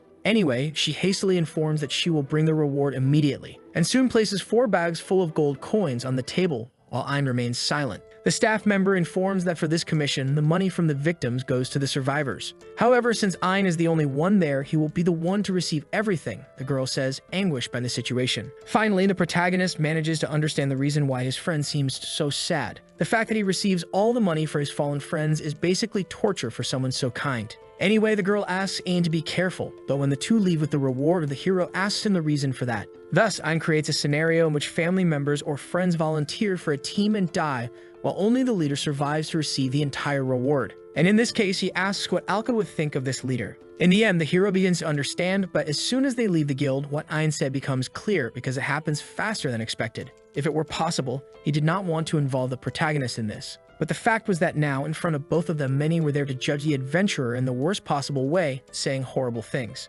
But these were just the feelings of the families and friends of the deceased, and as the leader of the group, Ein stated that it was his duty to face their anger. In the end, he was the one who led the attack team that resulted in the death of all his companions. And because of that, no matter how much he regrets or fights against it, nothing will change the reality. While the boy endures the pressure, all the people clamor for him to say something about the colleagues who were left to die. Then, after listening to each complaint from the citizens and the adventurers' families, Ein states that he will take full responsibility head-on. He agrees that he was unable to save any member of the intervention team and that he eventually let them all die. Then the wave of hatred from the people stops for a moment, but soon returns since some do not care how regretful he is. After all, the attack team was made up of the best. Thus, one of the family members yells that he cannot believe that everyone was killed by a level 150 dragon. Faced with this, Alka realizes that something is wrong with that statement. That monster they fought was actually a level 300 dragon king, which made the group's defeat natural. That's why our hero quickly asked for everyone's attention to explain the situation. However, Ein simply thanked the boy for trying to defend him and continued to carry the guilt for his companions' deaths. For him, if at that moment they had immediately withdrawn and evacuated together with the citizens, everything could have been different. Therefore, Alka tries to argue, but his friend does not seem willing to listen. Suddenly, a person approaches saying that what they are saying is nonsense. Because in this man's view, the leader must have intentionally let the others die. That way, he could take the entire reward for himself. Faced with this statement, Alka can no longer hold back and steps forward, shouting that Ein would never do something like that, which surprises his companion. That man, in turn, tells the hero to shut up, saying he doesn't want to hear what a foreigner has to say. However, the protagonist states that he is not a foreigner and that in fact he is an adventurer who fought alongside the leader against the Flame Destroyer, a level 300 monster. Upon hearing this, even the angry family members begin to have doubts because if it's true, someone surviving is a miracle. Still, the man believes the boy is talking nonsense. But despite not wanting to admit it, he realizes that the hero is as strong as he is after checking his status. Anyway, he irritably questions what kind of miracle a level 110 has to survive against a level 300 monster, and the hero replies that he has many. This makes the man laugh a lot, thinking it's a joke, until he returns to seriousness, ordering the protagonist to step aside, but Alka says he will not. This creates instant tension between the two, who soon begin to confront each other. Only the wind from their clashing swords disturbs the entire place, then Ein yells at Alka to stop. Because the leader's mind constantly thinks that everything happening is his fault since he failed to save his precious friends. And now, because he was a useless leader, Alka is trying to clear his reputation by fighting for him. However, the hero makes sure to deny all these depressing statements. He agrees that it is true that everyone in the attack team was killed, but he strikes the bald man with the conviction that this is not everything because in the end, it was just an accident that no one could have predicted. Furthermore, the leader was there for his companions until the very end, even when he had to face a much stronger enemy. That's why the protagonist shouts that Ein should not be ashamed because he did not abandon his companions. And with a precise strike, he disarms the bald man, leaving him trembling while standing from the blows he suffered in the duel. In addition, with a proud expression, the hero sincerely asks how someone who cries so much for his fallen comrades can be considered a useless leader.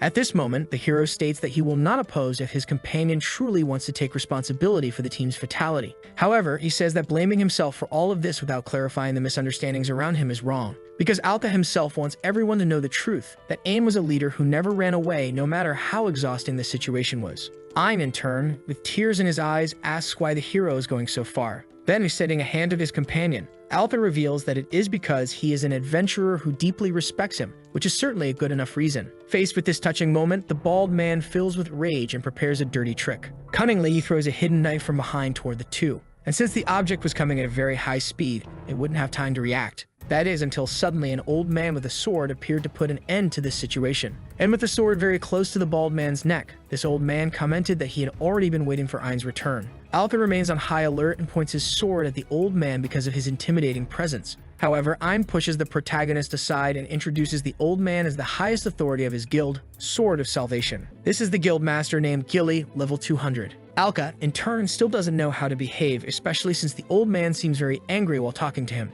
Anyway, Gilly asks if the boy is the adventurer who protected Ein from the Black Dragon King, which everyone hears with collective surprise that this rumor might be real. Additionally, with the same irritated expression, the old man shows that he also knows that Alka dealt with the fugitive Balder, to the hero's surprise. To explain, Ein reveals that he had to be careful with the commission and reported about Balder to the master and to the central management. It was a fact that that adventurer had left the monster on the brink of death. However, since it was the protagonist who destroyed the core and since Balder had a malicious intent behind it, the money was paid to them. In the past few days, Gilly had been away from Daramu to face a monster in a distant place, and he received Ein's report via magic message while he was there. But when he returned, unfortunately, he came across a bunch of fools blaming the survivor, without even bothering to find out the details of what happened to the attack team. Regarding the mourning or regret for the loss of family and friends, the old man states that he will not interfere. However, Gilly shouts that to be an adventurer is to protect peace at the cost of your own life. Upon hearing this, the protagonist connects it to Ein's speech when he hugged the bunny. Back to the old man's speech, he says that the warriors died doing exactly that.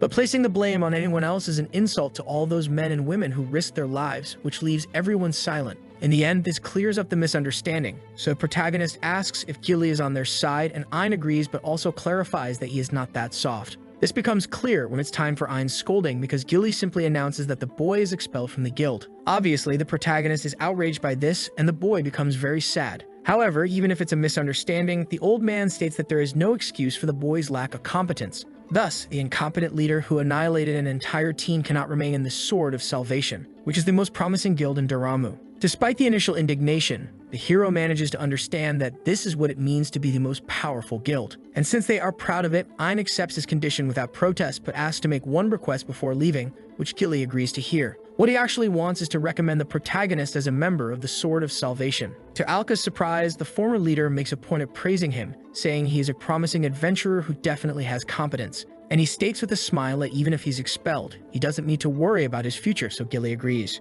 But right at that moment, Alka shouts that he will have to refuse, which leaves his companion confused about the reason. Alka understands that maybe Ein's expulsion from the Sword of Salvation is indeed inevitable. However, without mincing words, the protagonist states that a guild that cuts off valuable members in this way is not a place where he wants to be. Trying to calm Alka, the former leader starts listing all the benefits that will be given to the hero if he joins. And in addition, he makes it clear that to remain active as an adventurer, one needs to belong to a guild. So our hero asks if all he needs to do is join a guild. And if that's the case, he decides that he will create one with his own hands so the two of them can join. For some time, the two boys actually start walking around the city looking for a place, until they finally arrive at where the headquarters of the hero's guild can be established. However, upon arriving there, their expressions are of surprise instead of happiness because of the condition of the place. Alka even asks if this is really the right place, but Ein answers with a smile on his face that it is. In the end, this will be the place that will form their base for now. It will not only be the starting point for our hero, but also a new beginning for Ingen, who despite the problems of the day is quite happy that the protagonist decided to bring him into his guild,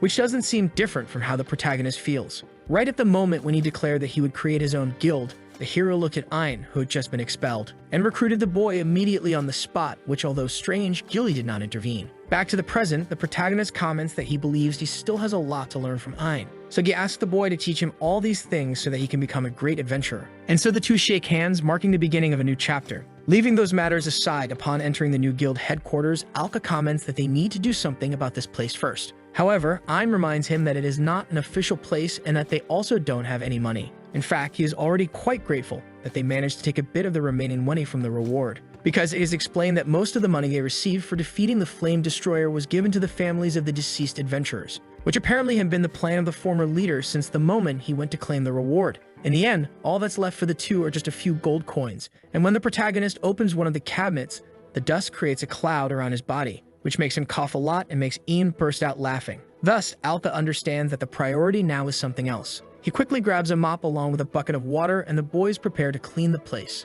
As powerful adventurers, they don't take their job lightly. Ein asks the hero to be careful, but it's already too late because he slips on the wet floor and falls on his back, with the mop landing on his head. Yet even in a situation like this, Alka keeps his good humor and laughs at his own misfortune. After all, as long as he can use level draining, all he has to do is fight. Besides, for the protagonists, sometimes a day like this might not be so bad, At that very moment in front of the guild, two people show up and abruptly open the gate, asking for permission, which leaves the boys confused. Unexpectedly, these people are the girls from Recap village, Mill and Leela. Mill, in turn, shouts asking how the hero could leave them behind, and Leela agrees. In the end, the two pressure the protagonist to give them an explanation. Meanwhile, during the day, knights are running desperately because of an emergency. And as they approach the entrance of the castle, they shout for anyone who can help to come to the west gate. One of the warriors even calls the city guards for help, which leaves them confused. However, the danger was already certain because the fact was that a terrible monster had appeared along with an army at the west gate. This horrible monster looked very much like a spider and in front of the city guards.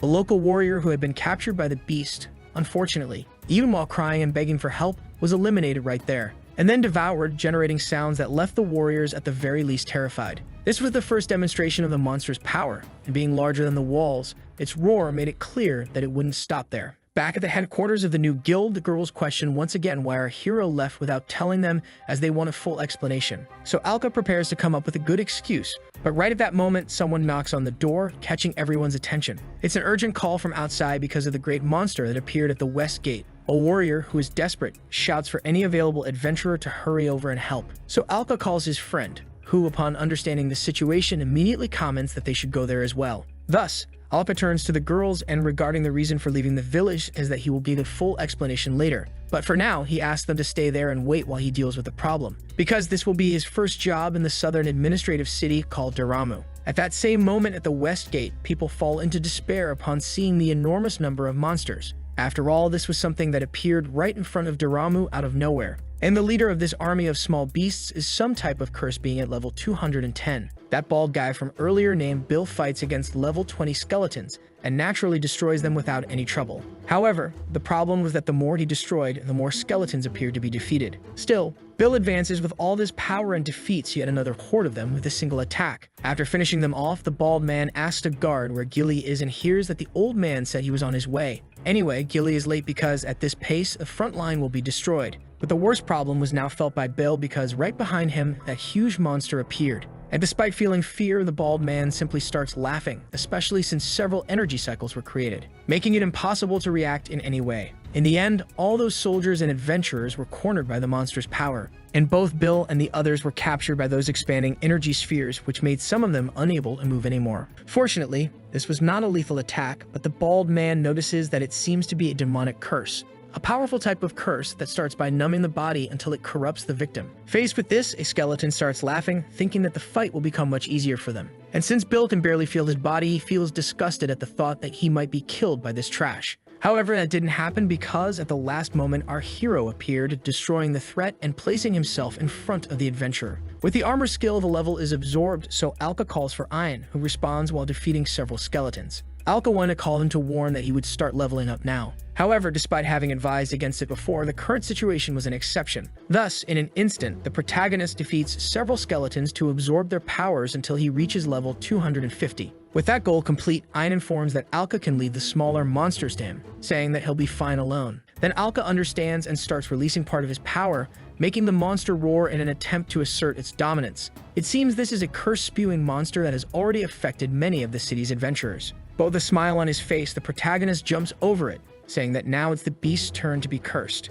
And he ironically says that the monster is lucky because it apparently loves curses. In the southern administrative city of Daramu at the east gate, Gilly walks outside exuding his immense aura. From what he heard, monsters appeared at the west gate, but after hearing how noisy the east gate was, he decided to take a closer look. And there he found another huge monster nest in the place just like on the other side. As it's facing a strong adventurer, the monster roars loudly. And so the battle between the level 200 adventurer and the level 210 curse-type monster becomes imminent. Surprisingly, this monster copy also has an army of skeletons, and soon it prepares to use all the curses that were demonstrated before, now all aimed at the old man. That's why Gilly praises the fact that the monster is not holding back even against just one adventurer. But the old man also states that since he is its enemy, it will be a pity because no matter how many are in the army, it will never match his power. Exuding power, Gilly activates his epic skill called Descent of the Demons. And the moment the monsters charge at him, he declares that their lives will end in 15 seconds. Back at the west gate, where our hero jumps over the monster, he reaffirms that it is indeed lucky,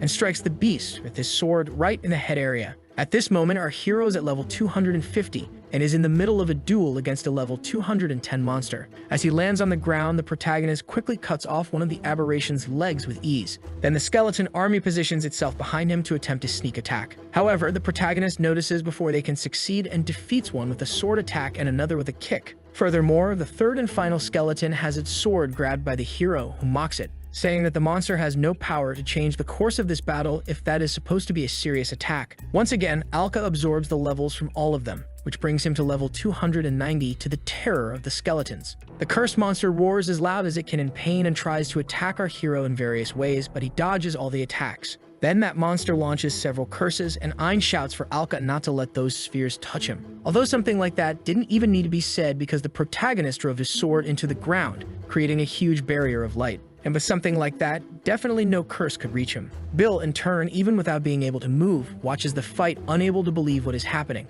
After all, for him, it doesn't make sense that Alka is the same guy he fought not long ago. Finally, the protagonist manages to cause significant damage to the monster's body, making it fall face first to the ground. Then, very close to the beast's face, the hero asks if it is satisfied with all the chaos it has caused. At this moment, it had already cursed many, so the hero commented that it didn't need to answer, because regardless of what it said, the monster was destined to die now. As its last breath, the cursed monster moves its eyes wildly to the hero's surprise, causing countless curses to be launched into the air. Alka, in turn, comments that no matter how much it tries, it will never be able to hit him. However, the monster keeps laughing, especially because the target it was aiming at was actually the people inside the walls. Unfortunately, Alka realized too late that he had let his guard down, so he quickly defeats the monster. But all those curses remain active, and their destination was the city of Doramu. Suddenly, inside the walls, all those curses were seen in the sky by the citizens. And it was at that moment that our hero realized he wasn't paying attention to the monster's true goal. After defeating the cursed beast and absorbing the level of the armor's owner, he reaches level 500. However, Ein still comments that the situation is quite bad.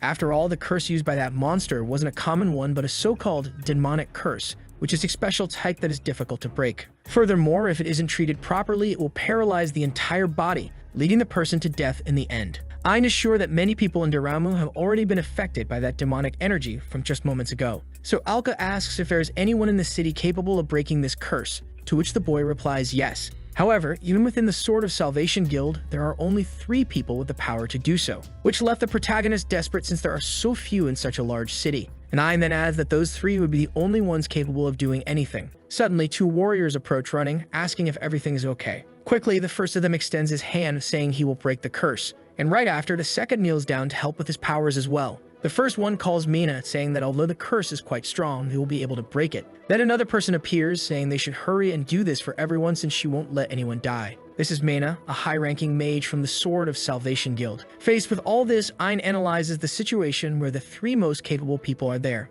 And obviously, he becomes quite worried since there won't be any help coming from inside. Despite needing to spread out, Mana can barely handle the power of the curse on a single person. And unfortunately, she realizes it will take some time even if she succeeds. Still, she also knows that adventurers are not the only ones who should save others because they must also care for the people of the city. But suddenly, a beam of light is launched by the protagonist towards Bill, consuming him entirely to Mina's surprise. The hero knew that if he stood out anymore, the Calamity-class adventurers would notice him. However, despite being fully aware of that, he didn't want to be the kind of adventurer who refuses to save others over something so trivial. The level conversion attempt is a success, and the new epic skill is acquired. This is the Golden Curse Break, which releases a golden bullet that disperses all curses. And faced with this, the hero, now at level 350, asks if he did the right thing, to which Ein obviously replies yes. With nothing more to discuss, the protagonist extends his hand to launch a barrage of those from each fingertip. And as simple as it seems, he removes the curse from all the adventurers nearby. Mana naturally can't believe that such a tough curse is being broken so easily. So she asks who the protagonist is, but he replies that they'll talk about that later. After all, there are still many people suffering in Doramu, and about that, he asks if the girl is coming with them or not. Which makes Mina not only accept without thinking, but also shout that she will join because of her pride as the strongest mage. Therefore, Alka seems happy about this too. And so another one joins the hero's group. Already inside the walls, the protagonist notices how disastrous the situation is since the curse is spread throughout the city. In this case, Alka asks them to start working immediately, especially since he is committed to saving the city of Daramu. Alka opens the cistern window and asks the Abyss armor if the preparation is ready. In the weapon request section, he asks for the Holy Wings, offering the necessary compensation. Additionally, the protagonist accesses the Sacred Sword, completing the weapon conversion. Meanwhile, at that moment, a blue beam of light flashes in an instant, and from that intimidating aura, Gilly emerges unscathed after a one-sided confrontation on his end despite the level difference. Inevitably, the old man arrives at the gate and comes across the whole situation. Unfortunately, the city had been completely covered by the demonic curse. On the inside, however, Alka is working at full speed to save the people from this cruel fate. And with the Sacred Sword, he manages to affect an entire block with the power of healing. Mena, in turn, goes up to a citizen to ask if he is okay, and unbelievably, he responds that he is, which proves that the demonic curse was completely removed, leaving the girl extremely excited. At her side, Ein comments that there are too many people affected by this, so at this pace, no matter how hard the protagonist tries, because time will run out before he can save the entire city. Sooner or later, there will be victims, and Alka does everything he can to encompass as many citizens as possible. However, even after working so hard, only a small part of the city was freed. In this circumstance, the hero asks the armor if there is a way to use his ability over a larger area. The owner's question is received by the system, which offers a solution. The system recommends the use of the weapon converter, which is a function derived from level conversion. It is explained that by paying the level costs, the effect of an epic ability can be amplified using a special weapon. Therefore, a window appears showing the skill the hero has, which combines the Holy Wings with the Curse Breaker. To obtain a weapon, the hero must say the following phrase: "Weapon to be obtained," and the activation word is "request weapons." Thus, the protagonist summons his Sacred Sword and activates the weapon conversion, creating a fusion between the angel wings and the sword. With the Golden Curse Break ability at its full strength, the hero points upward with a command to destroy all curses. In the form of an arrow, sacred energy emerges and, already following the owner's orders, starts moving through the city, stopping at each citizen along the way. This time, the protagonist's power is enough to affect all of Daramu. Because of that, the hero's companions run over to talk to him. Mena asks if that's really a sacred sword. She wants to know if the hero is actually an adventurer or maybe a saint. However, Alka dismisses the second option, presenting himself only as an adventurer who does what he can to save the city, leaving the girl amazed. Anyway, Alka calls Een, saying he needs to talk to him about something regarding this situation. The hero, who definitely went overboard this time. Alka sounds cold because even though it was for the city's sake, if things continue like this, the whole village will notice him. Then, with maximum desperation, the hero asks Ein what he should do. But in this case, the boy looks at a person who might solve the problem, and without even thinking twice, he suggests asking Mena for help. Sometime later in the city, in front of an important headquarters, several people start talking about what happened. And inevitably, they become very excited, waiting for a certain person to come out the door. So at the moment Mena appears, to everyone it's like an angel descending from heaven. One of them can barely hold back his smile when seeing the one who saved Daramu from the demonic curse. Mena is now called the Golden Saint by the citizens, which, even though it's a compliment, leaves the girl so embarrassed that she screams in shame. Some time ago, at the Central Adventurers Management Council, Mena informed them that it was she who dissipated all the curses, just as Alka had asked. So the protagonist thanked her and did not become the hero who saved the city, because Ein's suggestion was made so the mage would receive all the credit for removing the curse. Mena, in turn, said that falsifying a report for the Central Council wasn't exactly acceptable. Therefore, Alka apologized, but since the boy had indeed saved everyone in the city, Mena was happy to at least be able to repay with this favor since she wanted to do her best to help him. In this case, Ein commented that her words were quite admirable. But changing the subject because of a certain noise, he warned that it seemed like people had come to see the Golden Saint who saved the city. Obviously, Mena screams not to be called that, but Ein says that doing this is very important. To explain himself, as the girl is one of the best adventurers in the city, there's nothing strange about her being the savior, and that's why they need to give the strongest possible impression. If they can spread the idea to everyone in Daramu that she is the Golden Saint who saved the city, it will certainly divert attention from Alka. And for this objective, the adventurer announces that they are going to put on a spectacular performance. Mena, in turn, is confused because she hadn't heard anything about a performance, and Alka questions whether his friend is sure about this. Then Ein smiles, saying that with the power of the hero, it will be possible to make everyone believe in this story. The girl definitely wasn't expecting something this big, but without caring, Ein simply grabbed her by the arm. And in a quieter place, he told her that he wanted to make her the golden light that saved the city. In this case, Alka would launch a bunch of golden anti-curse projectiles on her, granting her a golden glow for some time. But despite the plan sounding too simple to be real, Mena asks if what they're saying is that she will be the target of the ability. Then the hero apologizes because that's exactly it, while assuring her that it's harmless to humans. In any case, if the girl continues to oppose it, the hero is willing to stop. However, since she had already said she would do her best to help, Manhwa once again offers herself to do whatever it takes. Still doubtful, the hero asks if she's sure, but as he hears no response, he simply thanks her. And to honor that determination, he says he will do his best, already firing an energy blast that sends the girl's hat flying. And it was in this way, with the hero's golden curse-breaking magic in full swing, that Manhwa appeared outside to be praised by the population. While watching everything, Ein asks if the hero could move the wings a little more to the left. Alka then tells the boy not to be ridiculous because his powers are not meant to be used like that. Anyway, the hero comments that he is increasingly convinced that Ein is someone who really enjoys playing around. But back to the main focus. With this, the protagonist believes that he will be able to avoid attracting the attention of troublesome adventurers. However, just when he thinks that, Gilly appears, apologizing for the interruption, which leaves both of them not knowing what to say. Without formalities, the old man asks to talk to the hero, and Alka then asks what the reason would be. But Gilly immediately tells him to stop pretending to be innocent because he should already know the meaning of the request. The truth is that the old man wants to talk to the real hero who saved the city of Daramu from the demonic curse.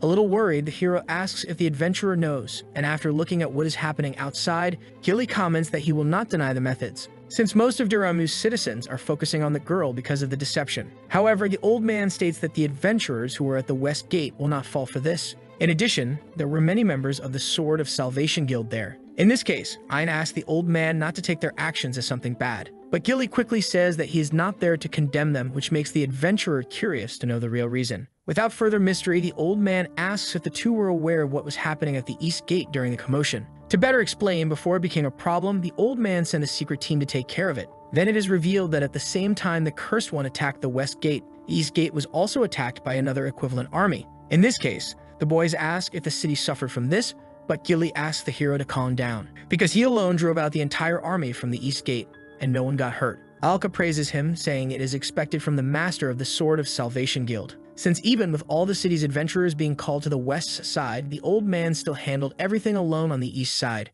Anyway, Gilly returns to the main point, and since a simultaneous attack occurred on both sides, the old man believes that someone is behind all of this, much to the protagonist's despair. In fact, Ein understands that there are many abnormal things about these attacks. This cursed creature was a monster the boy had never seen before, and driven by curiosity, he asked the adventurers who fought by his side, but none of them knew either. At least the boy believes it is not a beast that lives near the city. And besides, it's also strange that such a huge monster appeared suddenly without anyone seeing it. Therefore, the most likely hypothesis is that someone summoned it already in the region where the attack happened. This means that someone, either through an epic ability or magic, planned the destruction of the city. And it also means that someone has Daramu as their target. Thus, if someone intends to destroy the city, the old man comments that they will need to strengthen the defenses even further. And that is why he came to the boy, because knowing everything, he definitely needs him to establish his guild in Daramu as quickly as possible and thus be able to work alongside the Sword of Salvation. Ein, in turn, comments that there are many procedures to be followed to establish a guild. However, the old man responds by saying he personally made an agreement with the Central Management Council. Therefore, he only needs two things from the hero.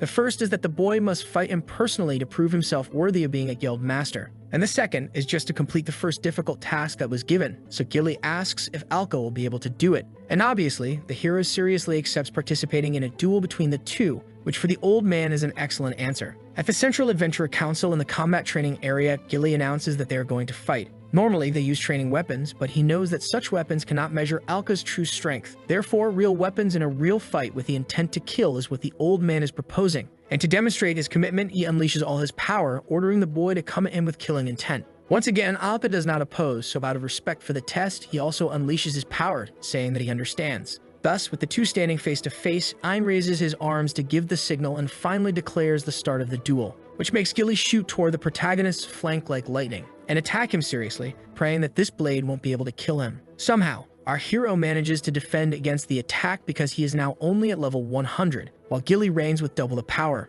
Just by looking at the level difference between the two, there's no way to win the test, and the boy is sure the old man knows that. Therefore, the purpose of this test is probably not to decide who wins or loses, but to see if he can fight under the conditions he is in now. And if that's the case, the hero decides that he will prove he is capable. Quickly, Alpha advances at high speed, shouting, while the old man remains serious. Thus, the hero attacks at his maximum speed, but the old man not only defends but also knocks the boy's weapon far away. So Alpha sees no other choice but to call the sacred sword through weapon conversion, In an instant, the new weapon almost hits the old man, who dodges just barely, and the hero takes advantage of his opponent's confusion to get close and strike. However, the sacred sword is also knocked far away. Still, Alka remains determined because he still has his knives, and one of them comes very close to hitting the old man until once again, he reads the movements and dodges regardless of the number of attempts. Finally, the hero throws the knife from a distance, and even that is not enough to break through Gilly's defenses. However, the old man soon realizes that it was just a distraction because Alka suddenly disappears from his vision.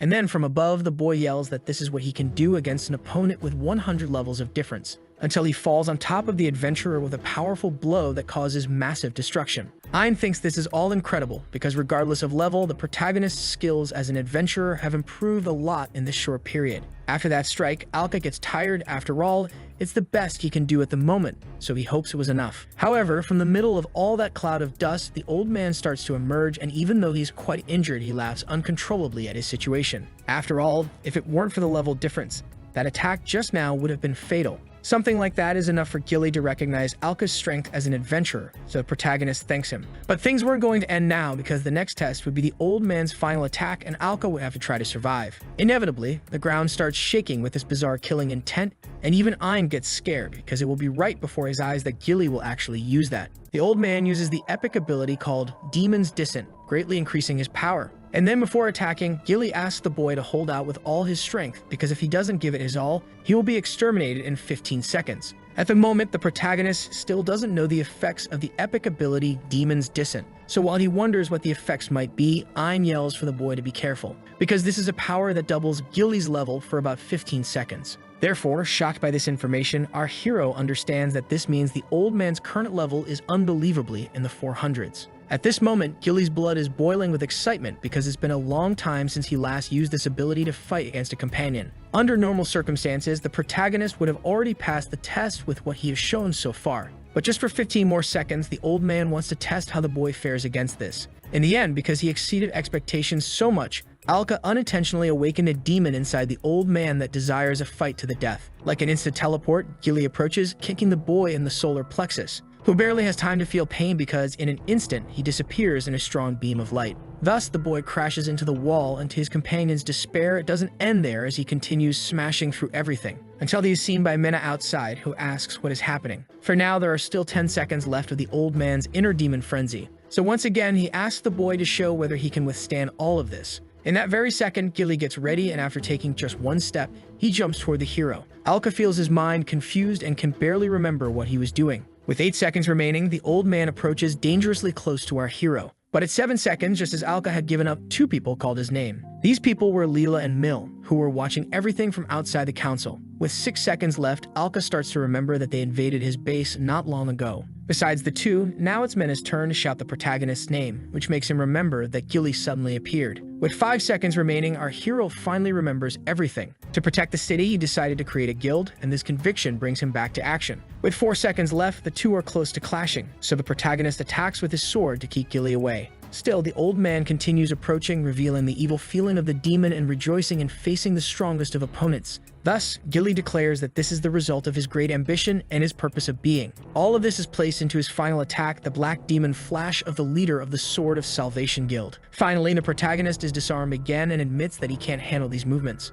But if all he has to do is dodge, the boy declares that he has a way for that. Therefore, with his micro-explosion ability, the hero commands the sacred sword to self-destruct. Just as intended, the sword explodes upon meeting the old man's final attack. This slightly reduces the impact, but regardless, the boy is still sent flying until he crashes hard onto the ground. Lying face down, the hero asks the black armor to search for epic abilities that can replace the sword he left behind in the training hall, as well as epic abilities that can repair the Saint's wings, but the system warns that using level conversion now is strongly discouraged. The hero knows this, but he still needs to fight, and for that, he will need his sword. With nothing more to contest, the weapon repair ability is purchased for 90 levels. Then the protagonist requests to recover his weapons with this conversion, which quickly brings back not only the sacred sword, but also his katana. Therefore, now Alka provokes that so-called demon and Gilly to come and attack him because, with these 2 furious blades, he will certainly destroy him. Alka knew that if he could hold on for just a few more seconds, he would get better and believed he could still fight more. However, suddenly he collapsed in front of the old man, already unconscious.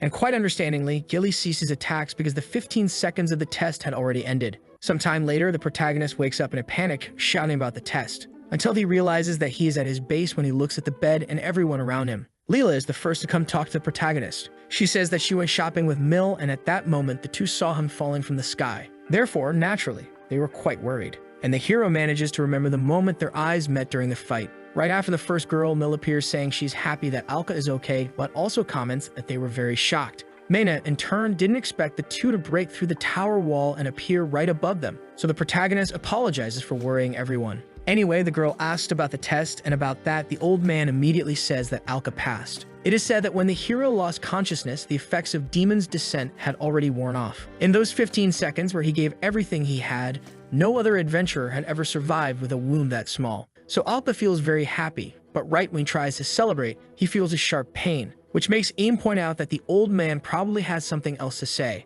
And by free and spontaneous pressure, Gilly decides to speak. Inevitably, he reflected on his actions of letting his blood boil, and for having lost control to his ability, he offers his most sincere apologies. But all of this is because, in the meantime, Ein explained that if something had happened to Alka, it would have been the old man's fault, and since it was the protagonist who truly saved the city, Gilly feels quite ashamed. Anyway, returning to his posture, the old man announces that the protagonist passed the first test, so once he has rested enough, he will receive the second part. Alka asks if the second task has to do with completing a high difficulty mission, and immediately the old man responds yes, saying it is in an underground ruin in the east of Daramu, and this place in particular is popularly known as the Atelier of the Ancient Witch. Mena is surprised to hear that, showing that she seems to know what it is about. Gilly explains that this place used to be the refuge of a powerful witch but now is a tomb of monsters. In this case, the hero asks what kind of monster is the target of the subjugation, but that is unknown. It is said that in recent days, inside the Atelier of the Ancient Witch, an abnormal magical power has been observed. And as a result of this abnormal magic, monsters went crazy and attacked merchants traveling to the city.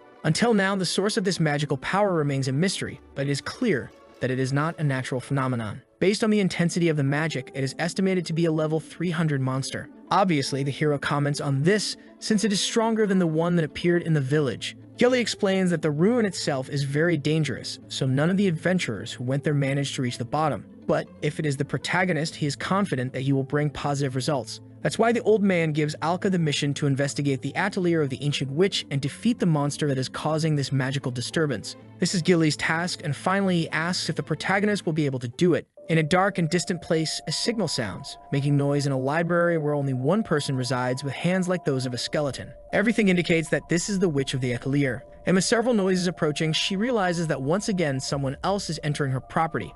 Therefore, typical of a possessive person like her, anger arises along with a deep desire to exterminate all intruders. In the eastern desert of Daramu, the protagonist realizes that they have finally arrived. Along with Ein and Mina, the group is at the destination indicated by Gilly, at the underground entrance to the Atelier of the Ancient Witch. Sometime later, while the hero picks up some things from the ground, he asks if she is sure she wants to come along. The protagonist speaks of Mill, and obviously she says yes, and she is now a newly certified level 10 adventurer. To be able to help the hero, she got certified as an adventurer by the Central Administrative Council. Regarding the reason why the protagonist left the village, both she and Leela heard it from Ein, so the girl comments that Alka is a good person. The fact was that he left the village on his own simply because he didn't want to involve other people in a problem. However, now Mill wants to become strong because that's how she believes she can stay by the protagonist's side, which surprises him. Anyway, Alka comments that the Atelier of the Ancient Witch is far too dangerous a place for someone at level 10. That Mill starts to panic, not understanding why the protagonist is at the same level as her.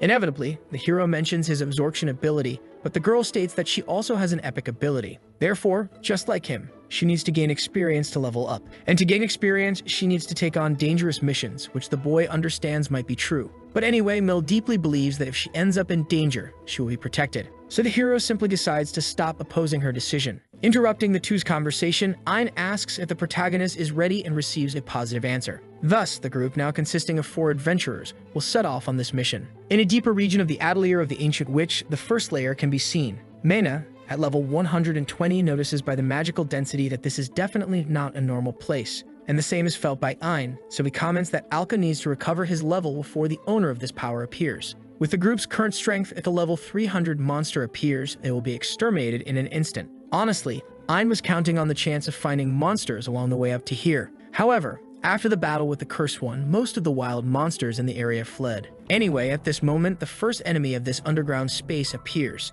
It is a level 50 Vanguard robot with hammer hands. Alka gets excited to finally find an enemy since he will be able to recover his power. So Ein steps forward, saying they will weaken the robot so the hero can drain it. Without wasting time, the monster charges at high speed, and using the wave of its hands, it strikes the ground, creating a crater. Because of this, the hero shouts to the rest of his group, but Ein simply tells the boy to relax. After all, they are still high-ranking adventurers in Dormammu, so something like this is not an opponent for them. Mina positions herself above the robot, preparing a spell and mocks, saying that spinning its arms randomly will hit her. Additionally, with her magic, she destroys the robotic arms of the opponent, which makes this the perfect time for the protagonist to attack and steal the monster's levels for himself. At maximum speed, the protagonist approaches, but the robot still had one last trick up its sleeve. At the last moment, it made its head turn into a hammer, just like its hands. And for our hero, at this rate, there would be no other escape but to be completely crushed. Mill panics, knowing she needs to do something to save the protagonist. So without thinking twice, she draws her dagger and asks her epic ability to give her strength. With the shout, Lightning Fang Quick Step, the girl suddenly appears behind our hero and strikes the robot's hammer head. Alka shouts in great concern because she is defending him, and naturally, due to the level difference, the girl can't pierce the carapace, being knocked far away but falling on top of the hero, who thanks her, recognizing the fact that Mills saved him, making her happy. The hero never expected the monster's head to transform like that, but also praised her powers. The monster, in turn, becomes enraged and jumps at the protagonist, trying to land a hit. However, the hero dodges and mocks, saying that a hammer that big won't be able to hit him. In the end, the protagonist can't deliver the final blow because the level gap is too vast. So he wonders how he should finish off the monster. From behind him, Mina warns that normally a robot should have an energy core under its armor. Then the hero asks how they will manage to get past that armor, and Ein replies it's easy because they just need to tear it off with brute force. Therefore, without explaining much, the boy simply warns that they are going to get a little wild. The moment the robot tries to attack again, it receives a blow right to the head from Mina, who declares she will support the adventurer. Thus, Ein manages to get close and with his bare hands opens the armor through the cracks Alka made without any trouble, revealing all the weak points. Finally, the robot's central energy core is exposed, and as the monster still manages to move, Ein yells for the hero to hurry. Understanding the command, Alka charges forward and with his sword stabs right into the core, making it crack and finally shutting down the machine. From this victory, the protagonist receives the corresponding levels, returning to level 60. Alka is a bit impressed to be able to absorb levels from a mechanical puppet. Speaking more precisely, Mina comments that the robot is a magical type monster that controls the puppet. An automaton can act entirely on its own using magical power as its energy source as well. After all, it is an artificial creature brought to life by magic, which is easier for the protagonist to understand. At this moment, Mill shouts for the group to pay attention because 2 more robots are approaching. But now that the protagonist is back at level 60, he charges forward because he can finally fight properly. Right on the first strike, the boy manages to throw one of the robots onto the second, causing a domino effect. And as the punch is strong enough to cause a crack in one of them, the hero wastes no time piercing the core with one of his daggers. In this way, the level of the owner of the Abyss armor rises to 110. When the second monster tries to attack, the Saint Wings are activated, bringing the sacred sword. Therefore, Alka easily defends himself and states that there is no need for any more tricks. Without any problems, he sends the robot's hammer arms flying and simply destroys it with one attack. Thus, the level of the owner of the armor reaches 160, which is much higher than when he arrived in the cave. The problem was that suddenly a sense of danger appeared because several projectiles were coming his way. Mena had to step in front of the boy to defend him and scolded him, telling him not to let his guard down. Now, a second wave of robots had arrived, and unlike the first, these were greater in number, and much more heavily armed to eliminate the detected hostile life forms. These robots were also level 50, but from a different category called Assault, and as ordered, they began the extermination. With a magical barrier, Mena protected all 4 members of the group. Although each of them individually has low levels, with so many enemies, their power becomes cumulative. Some kind of general signal communicates with the assault units, reporting that the targets are high level. That's why it is extremely recommended that they stay alert without letting their guard down. In the middle of this chaos, Ein draws attention by pointing to a safe area, and soon they start running down a long corridor without stopping,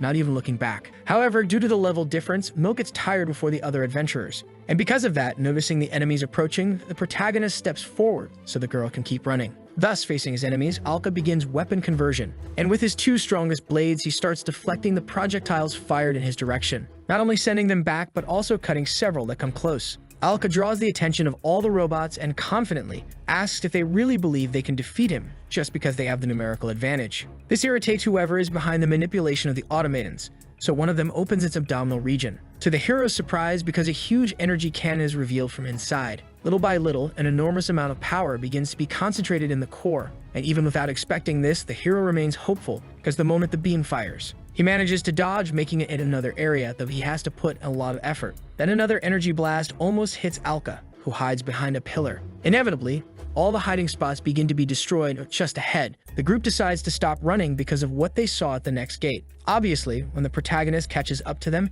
he asks why they are standing there since the robots are coming, and if they don't move, they will be caught. However, the answer is simple because, unfortunately, the fact is that they reach a dead end. Alka panics, unable to believe it, and the first robot prepares an attack. But fortunately, Mena, who notices it in advance, creates a barrier just like before. Anyway, the monsters start getting closer and closer to the group, so Mena stands in front to defend everyone with her barrier. But the truth is that she is being overwhelmed. Besides that, the energy cannon in the abdominal region appears only to make things even harder. Mena desperately warns that she won't be able to hold on much longer. Therefore, Alka decides that what you must do is step out and face them all head-on. However, Aim warns that the boy must not do that because with the current level, he won't survive. Thus, a question that remains is exactly what they should do to escape. That is until the protagonist steps on a specific area, activating a purple energy that surrounds all four. Along with that, several magic circles are created on the ceiling of the hall. Being a high-ranking mage, Mena immediately realizes that this is a magic trap. But before any of them could do anything, the floor collapsed, causing Alka and the others to fall into a pit. While falling, the protagonist realizes that the floor didn't just collapse. This hole was actually made by someone, which makes it part of a trap. Therefore, it becomes clear that the person responsible is pursuing the intruders. Unexpectedly, the assault robots jump into the hole as well, and soon one of them punches the protagonist. However, it is deflected far away, crashing back against the wall. Next, another one of the monsters starts trying to hit the protagonist with projectiles. And the strongest one prepares its energy beam again, coming from the center of its body. Alpha can't believe that some of them are still chasing them until now. And in this position, it becomes practically impossible to dodge properly. But it's at this moment that Aang shouts, telling the protagonist to use his free right hand. And before the protagonist understands the command, he already asks Mena to fire her wind magic at him. The girl is shocked that her partner is suggesting this, but she gets an idea and warns that she will launch a big one this time. So she fires a huge wind spell that hits Aang directly, but instead of causing damage, it propels him upward, which allows the boy to reach the hero, and holding his hands, he uses the centrifugal force to launch him toward the monsters. In this way, Aang shouts that he'll leave the rest to the protagonist, and the hero understands, already slicing the first one in half with his sacred sword, which causes an explosion that blinds the other two robots. Being above this time, the projectiles come from below. Alka simply tells them to hold still and fires something toward the two that pierces them, making those robots also explode right beneath where the hero is. With that, it doesn't take long for a chain reaction to occur, and Alka finally absorbs the powers of the two, reaching level 360. Therefore, being this strong now, he believes he should be able to defeat the abnormal source of magic in this place. Anyway, Mill warns that they are close to reaching the bottom of the hole. Then Mena comments that it's her time to act, and using wind magic to absorb the impact of the fall, the three land calmly. That is, if it weren't for an explosion that came right behind because of Alka. Because since his level rose so quickly, he is temporarily unable to control his powers precisely. Dine, on the other hand, laughs, saying that apparently they no longer need to worry about Alka's power. Anyway, Mill asks what this place is because it seems too dark to see anything. But just as she said that, candles all around the hall lit up. And while the group was trying to understand what was happening, a pile of materials from the ground begins to gather in one spot. And from that, the witch from before appears, mumbling about the intruders. Furthermore, in case anyone wants to know why she wants to kill the intruders, she replies that she needs to do it. But she needs to do it simply because of her sole and exclusive desire to kill. Alka can't believe what he's seeing and asks if it's an automaton. But the moment Ayn analyzes the status window, he screams for everyone to be careful, because this is not a normal monster. Anyway, the witch activates her annihilation protocol, switching to Velgadia mode. And with a terrifying laugh, she transformed into a kind of horrifying puppet that rips her own clothes, doubling in size. Without a doubt, Ayn realizes that this is the abnormal source of magic in the underground space. However, he never thought it would be 100 levels above the expected. This puppet beast is called Broken Wisdom, and as crazed as it seems to be, it charges with murderous intent toward the hero. 30 years ago, in this same desert location, there was a river with a small patch of vegetation. And in the center of it, an old lady was surprised because there was a basket with a baby inside. So she wondered whether an old witch like her should pick up a baby, because she believed it wouldn't be possible since she had dedicated 80 years of her life in search of the truth about magic, acquiring a great amount of wisdom about magic, but in return, nothing about human life. That's why on this day, she believed that people who reached wisdom were actually fools because they threw everything away just to reach the top of a path. In the end, the witch comments that the baby's parents must have abandoned it for something else as well. And if she hadn't noticed it, the baby would probably have died in the wild, which should have been its fate. But at that moment, the child cried, and the old lady began to think about her convictions, because such a helpless child really couldn't be left like that. Inevitably, being raised by an old witch, the child would be avoided by everyone. But even so, since the baby wished to live, the witch Brigadia offered to be its caretaker. And within a few seconds, she decided that the child's name would be Maremu, making not only the baby smile, but also the old lady. In contrast to this empathetic figure of the witch from the past, the puppet in the present charges forward with bloodlust and tries to exterminate the protagonist for being an intruder, but fortunately, he manages to dodge. Little by little, the monster becomes increasingly insane and carries different auras in each of its fists. Thus, the moment the hero tries to advance, one of these hands activates a fire spell that blocks his path, and without giving the boy time to think, another hand almost hits Alka with a sword slash. All those hands work simultaneously, using everything from magic to sword techniques. Jumping over the hero, the puppet uses one of its hands to create artificial kunai. But Mena appears at the right moment to create a barrier that protects all the group members from the projectiles. In response to this, the monster creates a creature with very sharp teeth using dark magic and breaks the barrier, pushing the mage to her limit. Then the puppet freezes the blade of its sword to attack the group with maximum strength. To stop the monster, Alka asks Ian for help, and even if barely, the two manage to stop the attack. The puppet screams, asking what it means to kill, but the hero tells it to shut up since they were the ones attacked. Mel is frightened because she does not understand what that beast is. And Mena shares the same feeling because regardless of someone's level, a puppet should not be able to use magic like that. While fighting, Ein has a hypothesis to explain what is happening. About 10 years ago, this place was inhabited by an old witch who controlled various types of magic. Ein heard that she died of natural causes, but perhaps she exceeded her life expectancy using magic. And then, according to his intuition, this automaton is not just any monster, but rather the old witch who used to live here in soul or perhaps in spirit. With the strength of the two, they managed to throw the puppet far away, giving them some time to think.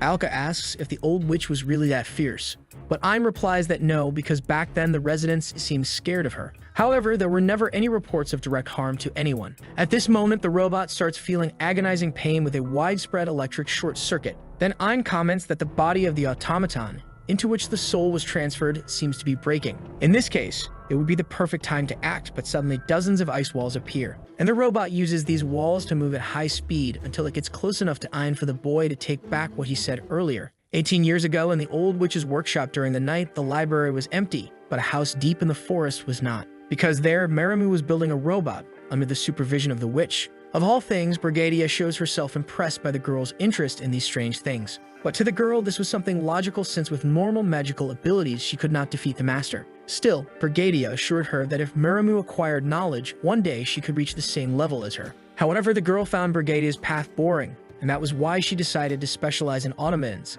Since that time, the witch did not seem interested in it but let her do whatever she wanted. After all, her goddaughter's life should be determined by herself. 10 years ago, with Maremu a bit older, the witch on her deathbed asked the girl not to raise her voice. Maremu was obviously desperate and determined to find a way to transfer her soul into an automaton. She was just one step away from not losing her mother, but that step still seemed far from being taken. Brigadia, in turn, said that it was okay, and that the girl did not need to continue this research for that. After all, the witch's death was natural, but now her disciple would have a future, and she prayed that something wonderful would come to the girl since she had always been a good girl. Back in the present, the puppet advances wildly with the intention of exterminating the intruders. Then the young adventurers retreat to avoid being hit. But the problem was that a certain adventurer could not retreat as quickly as the others. Mill was face to face with a level 400 monster, so the hero panicked the moment an attack was prepared. And without thinking much, he put himself in front of the blow to protect the girl, taking all the damage and being thrown along with Mill across the library floor. Alka struggles to get up, leaving the mage quite worried, and Ai makes a point of not letting her get close.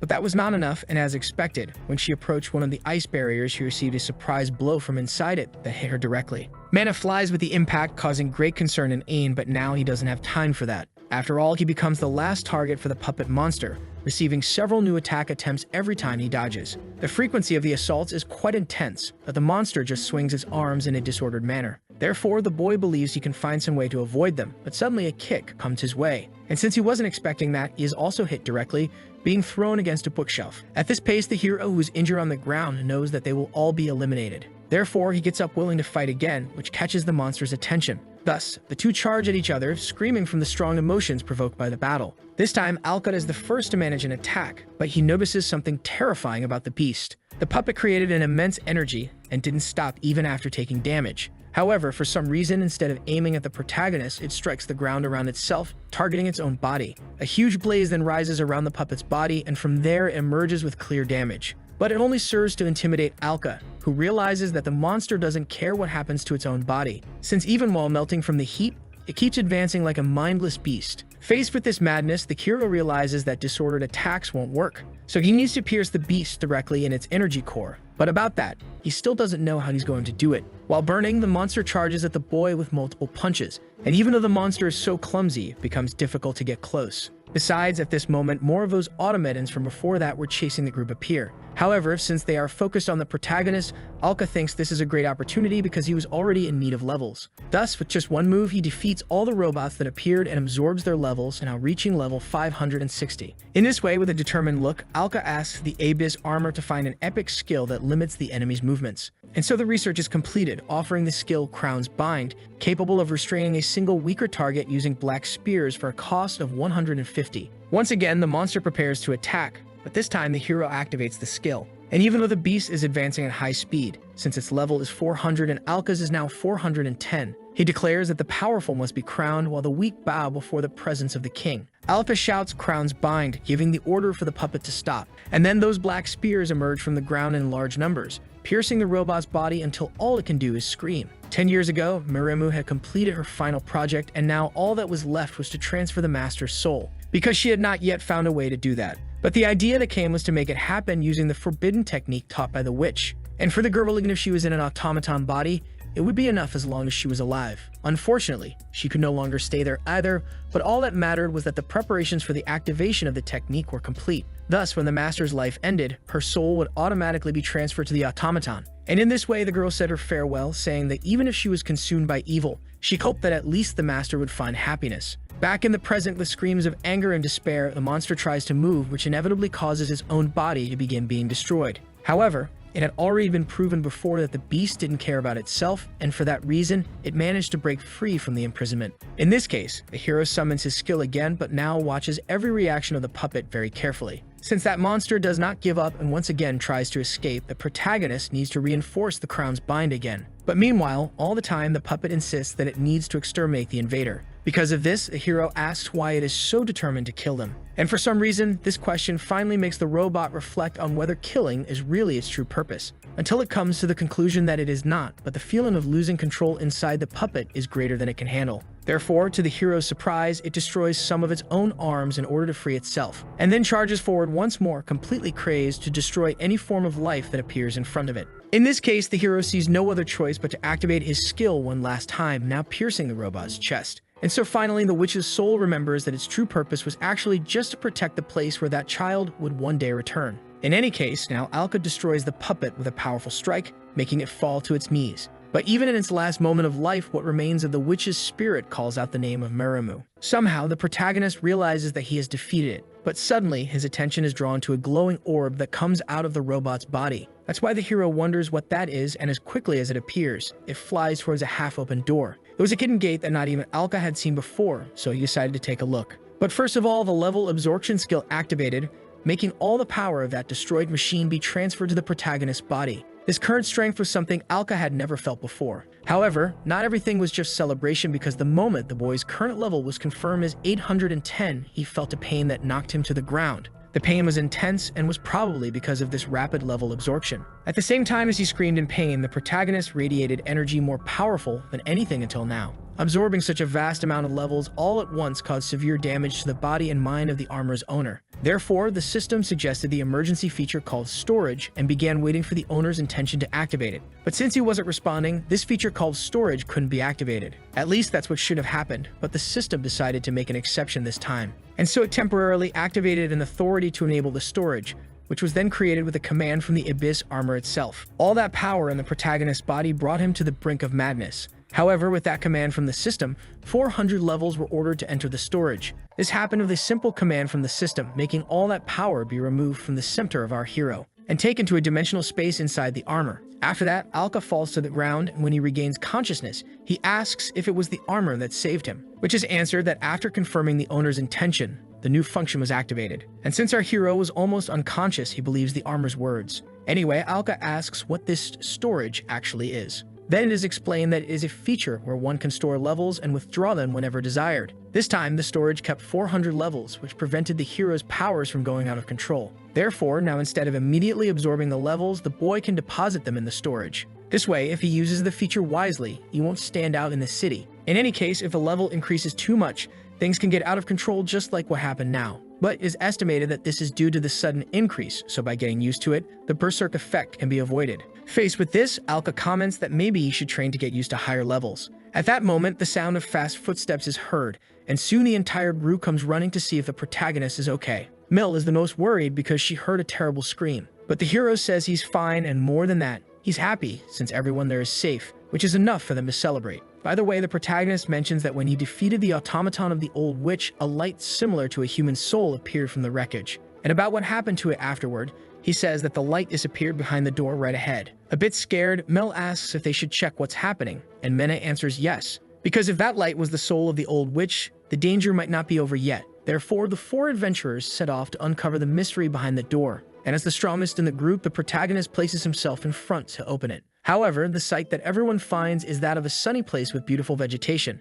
which even makes the hero doubt whether this is still the same underground space. Aim believes it must be a place created by the magic of the old witch. But even Mena has never seen magic like this before, which was to be expected from the most powerful witch. Mill, in turn, wonders where the human soul went, but soon notices the presence of a house at the far end of the place. What definitely seems to be a suspicious cabin. However, before they could even go there, a hole opened in the roof, and to everyone's surprise, another armed robot appeared in an instant. This robot seriously asks the group to put away their weapons and shows its blade, saying it prefers to avoid unnecessary conflicts. Then, a little confused by this, the protagonist asks the machine to do the same, but it couldn't because the blade was part of its arm. Anyway, the robot explains that it didn't want to be rude to a benefactor. And to explain itself, the machine says that its name is Brigadia, an old witch rejected by the world whose soul was freed by the adventurers. Returning to the introduction, the witch claims to be just an old lady who refuses to die. Then the hero has a brief conversation with her about everything that has happened so far. In the end, the witch apologizes for the commotion caused because that body was out of control.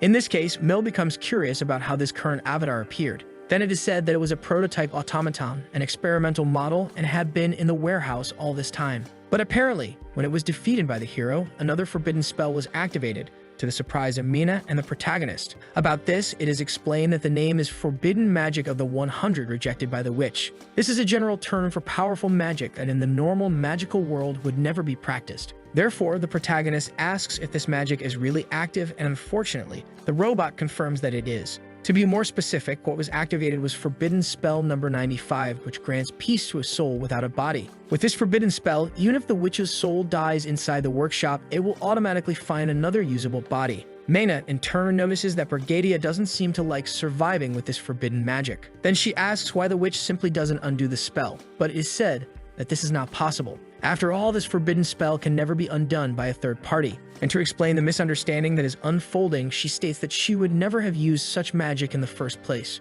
She also explains that she is merely a victim being targeted by this forbidden magic. In this case, with curiosity taking over the group, Mina asks who cast this spell. And unfortunately, the witch reveals that it was her disciple named Muremu. It seemed that she couldn't accept her death and then used it to cast a spell that distorted even the natural law. In the end, the witch knows very well that her disciple is a fool, and that's why she asks them to forget about her. Because as things are, she will soon meet the girl to resolve this. But it is said that there is still a problematic issue in this matter. The fact was that Muremu did not have the knowledge or ability to use forbidden magic. Therefore, a certain man surely convinced her to do this. And in exchange for teaching her forbidden magic, that man would have her produce combat automatons. Thus, his name was about to be revealed, but suddenly this person appeared to introduce himself as Volma Forden. Shocking our hero, Volma states that magic users despise those who can break the principles of the world. However, forbidden users are in great joy over the fact that he accepted everything that magic can offer. With a bloodthirsty look, he says that from people to his own desires, everything naturally destroys without mercy. Then Volma Forden introduces himself again, but now as a forbidden spell user blessed by the god of evil. Obviously, the witch is left in disbelief that the one responsible for everything is standing right there. Volma was someone consumed by greed and who had no right to step into her territory. That's why Brigadia states that she won't let him escape and that she will make him regret it. In this way, the witch triggers an emergency command for all the automatons in the region. But upon hearing that the witch is planning to call her robots, the sorcerer asks if she is referring to those metal pieces trapped in his magic, which leaves everyone shocked and Volma in a state of total ecstasy. Then, without any mercy, he destroys all the robots in an instant. And returning to his serious expression, he asks if they should get straight to the main subject. After all, he is there to deal with ending the life of the elder witch Brigadia once and for all. Faced with this intimidation, the witch's expression becomes even more irritated because it seems that the one controlling the forbidden magic is not Maremu, but rather Volma, which the sorcerer himself confirms, saying that the girl merely executed the spell he initiated. In this case, he is the only one who can break it, and in other words, the only one in the world who can kill her. Then Volma vibrates with joy at the witch understanding the situation she is subjected to, and he states, laughing, that under his command she can lose the protection of that forbidden magic. In this way, the sorcerer points his staff and declares that as soon as that tin body breaks, the witch's soul will be lost forever. Brigadia, in turn, asks why the sorcerer only came now to take her life. After all, she can't think of any benefit in killing an old woman like her. At first, when he casts the magic, Volma explains that he really had no intention of killing her. However, when 10 years pass, circumstances changed, and at this moment, he claims to be executing a magnificent plan. Then revealing that soon, plenty of dazzling blood will flow in the metropolitan city in the south of Daramu. This shocks both the hero's group and the old witch. In any case, Volma is doing this because he doesn't want to be stopped by an old woman with a sense of justice. Because in the neighborhood and the city, she is still one of the most powerful witches. Alka finally calls attention by asking if the man can be considered his enemy, and he agrees. That being the case, the protagonist charges to attack, saying that's all he needs to know. This attempt slightly shocks the sorcerer, but he manages to defend himself at the last second. Volma shows that he is impressed, and soon the shock of the blow makes both of them step back. Regardless of the villain's plans, the protagonist states that he is not interested. What if Volma tries to do anything to the people of Daramu? The hero warns that he will not allow it. A confrontation is imminent between the level 500 sorcerer and the level 410 adventurer. However, it was only at this moment that Volma realized who he was dealing with, because he didn't expect to find someone as powerful as the witch there. Naturally, unexpected interferences will hinder the villain's plan, but he enjoys this because it's great that he has discovered the hero's existence there. Since now that he is aware of this unforeseen event, the protagonist is nothing more than a toy, which becomes clear when Alka is thrown away with ease. With the hero lying on the ground, Volma approaches, saying that he doesn't even need to use forbidden magic to kill the boy. But it is at this moment that Ian appears, frustrating this plan because for some reason, the sorcerer had forgotten about the others. Faced with these new opponents, the villain analyzes the situation carefully as he is surrounded. And so Volma understands that he is clearly at a disadvantage despite his high level. Therefore, for now, he opens a portal, saying that he will put things in order first. And he admits that he will flee from the confrontation because if he stays there any longer, the blood ritual may be delayed. Alva asks what that is about, but his companions seem to understand and look frightened.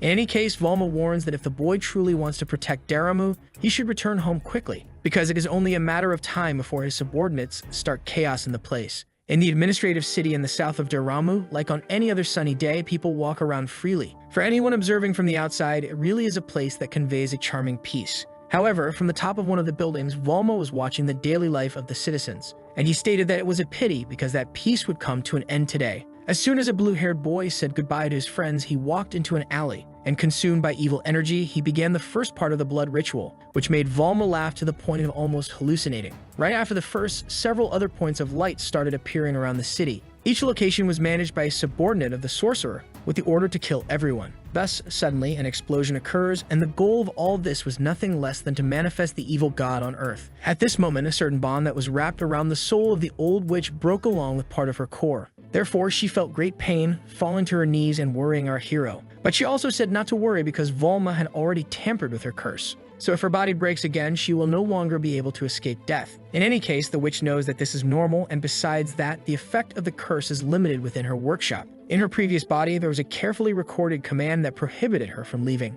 But this is a free body, and in this way, she will be able to leave from now on, which will make the curse meaningless. Moreover, the most important thing now is that they should think about the sorcerer's plans. No gets scared when she remembers that Volma said he would send his subordinates to Daramu. And from what the witch knows about the villain, it doesn't seem to be a lie. In this case, Ain suggests they return to Daramu quickly, because they need to stop this coordinated attack. Even so, the place is far from there, and even if they leave now, they won't be able to arrive in time. However, to solve this situation, the witch asks if the adventurers have forgotten who she is. Because, as Volma said, even in death, she is still the great ancient sorceress who was once greatly feared. Back in Daramu, the situation is unfortunately already much worse than it was minutes ago. In front of the villain's subordinates, a man fallen to the ground begs for mercy. However, one of those wearing spiral masks and black cloaks approaches with dark magic, and even after begging a lot, that man apparently meets a cruel fate at the hands of the sorcerers, screaming so loudly that even Leela, who was far from the center of the chaos, heard it. When she went outside, she only now noticed that the color of the sky was different.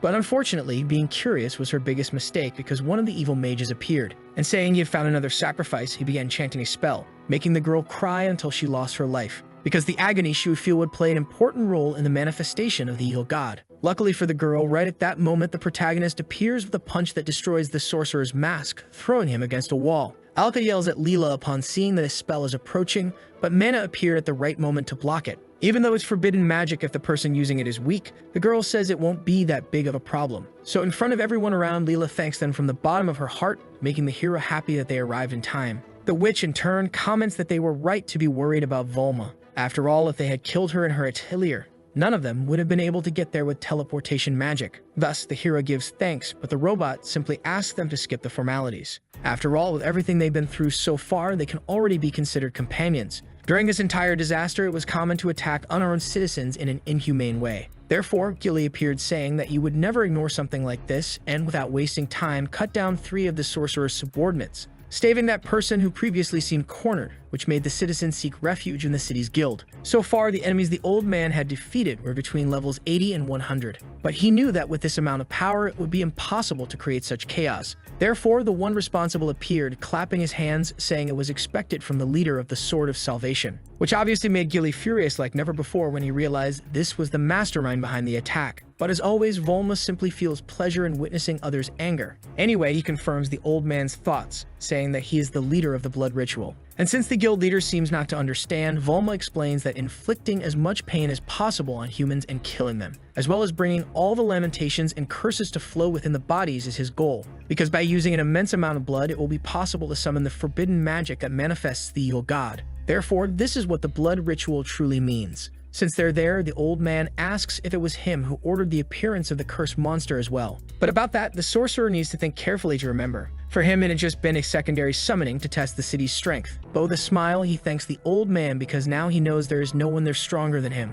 Therefore, this becomes the perfect place to start the blood ritual. Gilly understands the situation and slowly begins to release his power. Thus, with eyes full of energy, he declares that the sorcerer's decision is wrong and activates his epic skill, Demon's Descent. Even with his trump card, Volma mocks him since the old man's level is still below his. So he pulls a weapon from his spatial rift and rivals his own aura, claiming that his power cannot be reached. However, the old man simply comments that it will be 15 more seconds until reinforcements arrive, which obviously Volma does not understand. But he didn't need to understand because at that moment, Alka requests 190 levels for storage. And with the command's authorization, the owner's level rose to the 600s. In this way, Gilly charged forward from the front, and before Volma could realize it, Alka was already behind him, ready to attack. Near the place where everything is happening, Ein says he is angry and cuts down several cultists with great ease. As a justice adventurer, he doesn't want to see anyone else sacrificed, but unfortunately, he doesn't have the power to protect everyone there. That is precisely why the boy is furious with his own inability to resolve the situation. In response, another adventurer yells, telling the boy not to stand still.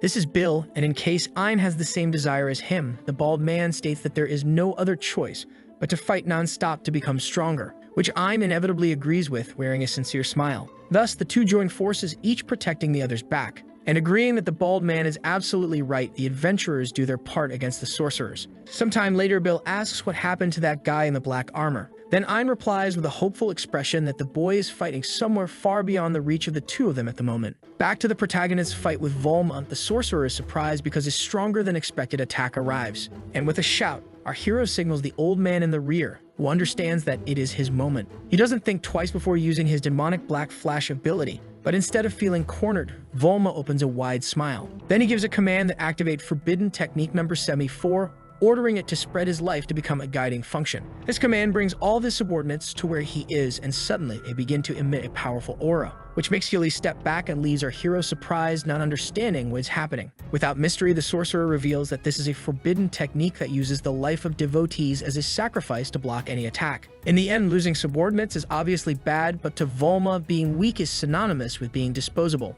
The sorcerer notices that the protagonist's level has risen a lot in a short period of time, so he realizes that it was probably a mistake to have left him alone. Anyway, the old man doesn't waste the time of his ability and tries to attack in any way possible. With both hands firmly on the sword hilt, Gilly tries to land another of his powerful strikes, but fails to hit anything due to the level gap. Thus, he finally understands how problematic the forbidden technique used earlier was. However, he also realizes that apparently the sorcerer cannot use them consecutively, which seems to be the case judging by his expression. Therefore, the protagonist charges forward at his maximum speed, hoping to knock out the villain before he can use something like that again. This makes Volma feel the danger and retreat as quickly as he senses it. In this case, the hero asks the old man to cooperate with him so they can defeat the enemy together. And so the two dash forward like a flash of light, replicating the demonic black flash technique together, to finally finish off the evil sorcerer who ends up cornered. Quickly, the sorcerer reacts in panic, creating a barrier to contain the attack from the two. Thus, they begin a power struggle to see who will give in first,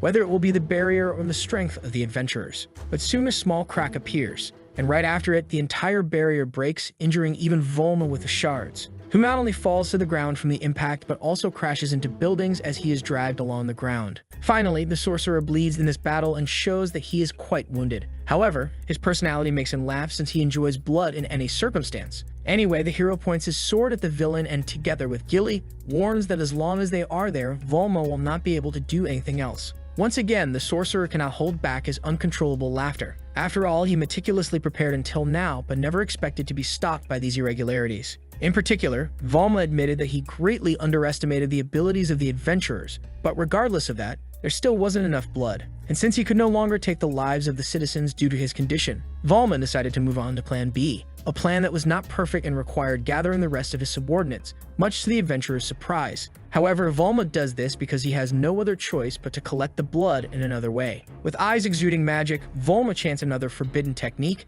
and as he begins to declare what he will offer, hundreds of energy swords appear above his subordinates. That is because this is the scream that leads to death, and with the sacrifice of the sorcerers, Volma will be able to proceed with the plan. Thus, these swords release a shockwave that drives the sorcerers insane. And while their former leader trembles with pleasure, they are all brutally eliminated so that the ritual can be successful. Obviously, the adventurers feel disgusted by this situation, but Alka understands that Volma is compensating for the lack of blood with the lives of his own companions. Even so, for the sorcerer, it is still not enough, but he accepts not being too greedy. Therefore, he makes a gesture to summon his staff through telepathy. Then the protagonist charges forward, saying he won't let him do whatever he wants any longer. However, Volma replies that the hero should have finished him off when he had the chance. After all, now the sorcerer has enough vitality to dodge, and the long-awaited moment begins. From the suffering to the screams and even the blood of everyone, it will now become one in this ritual. Then with the command, all the fluids of the citizens begin floating toward the staff. And before either Alka or Gilly could do anything, all that blood started gathering around the crystal,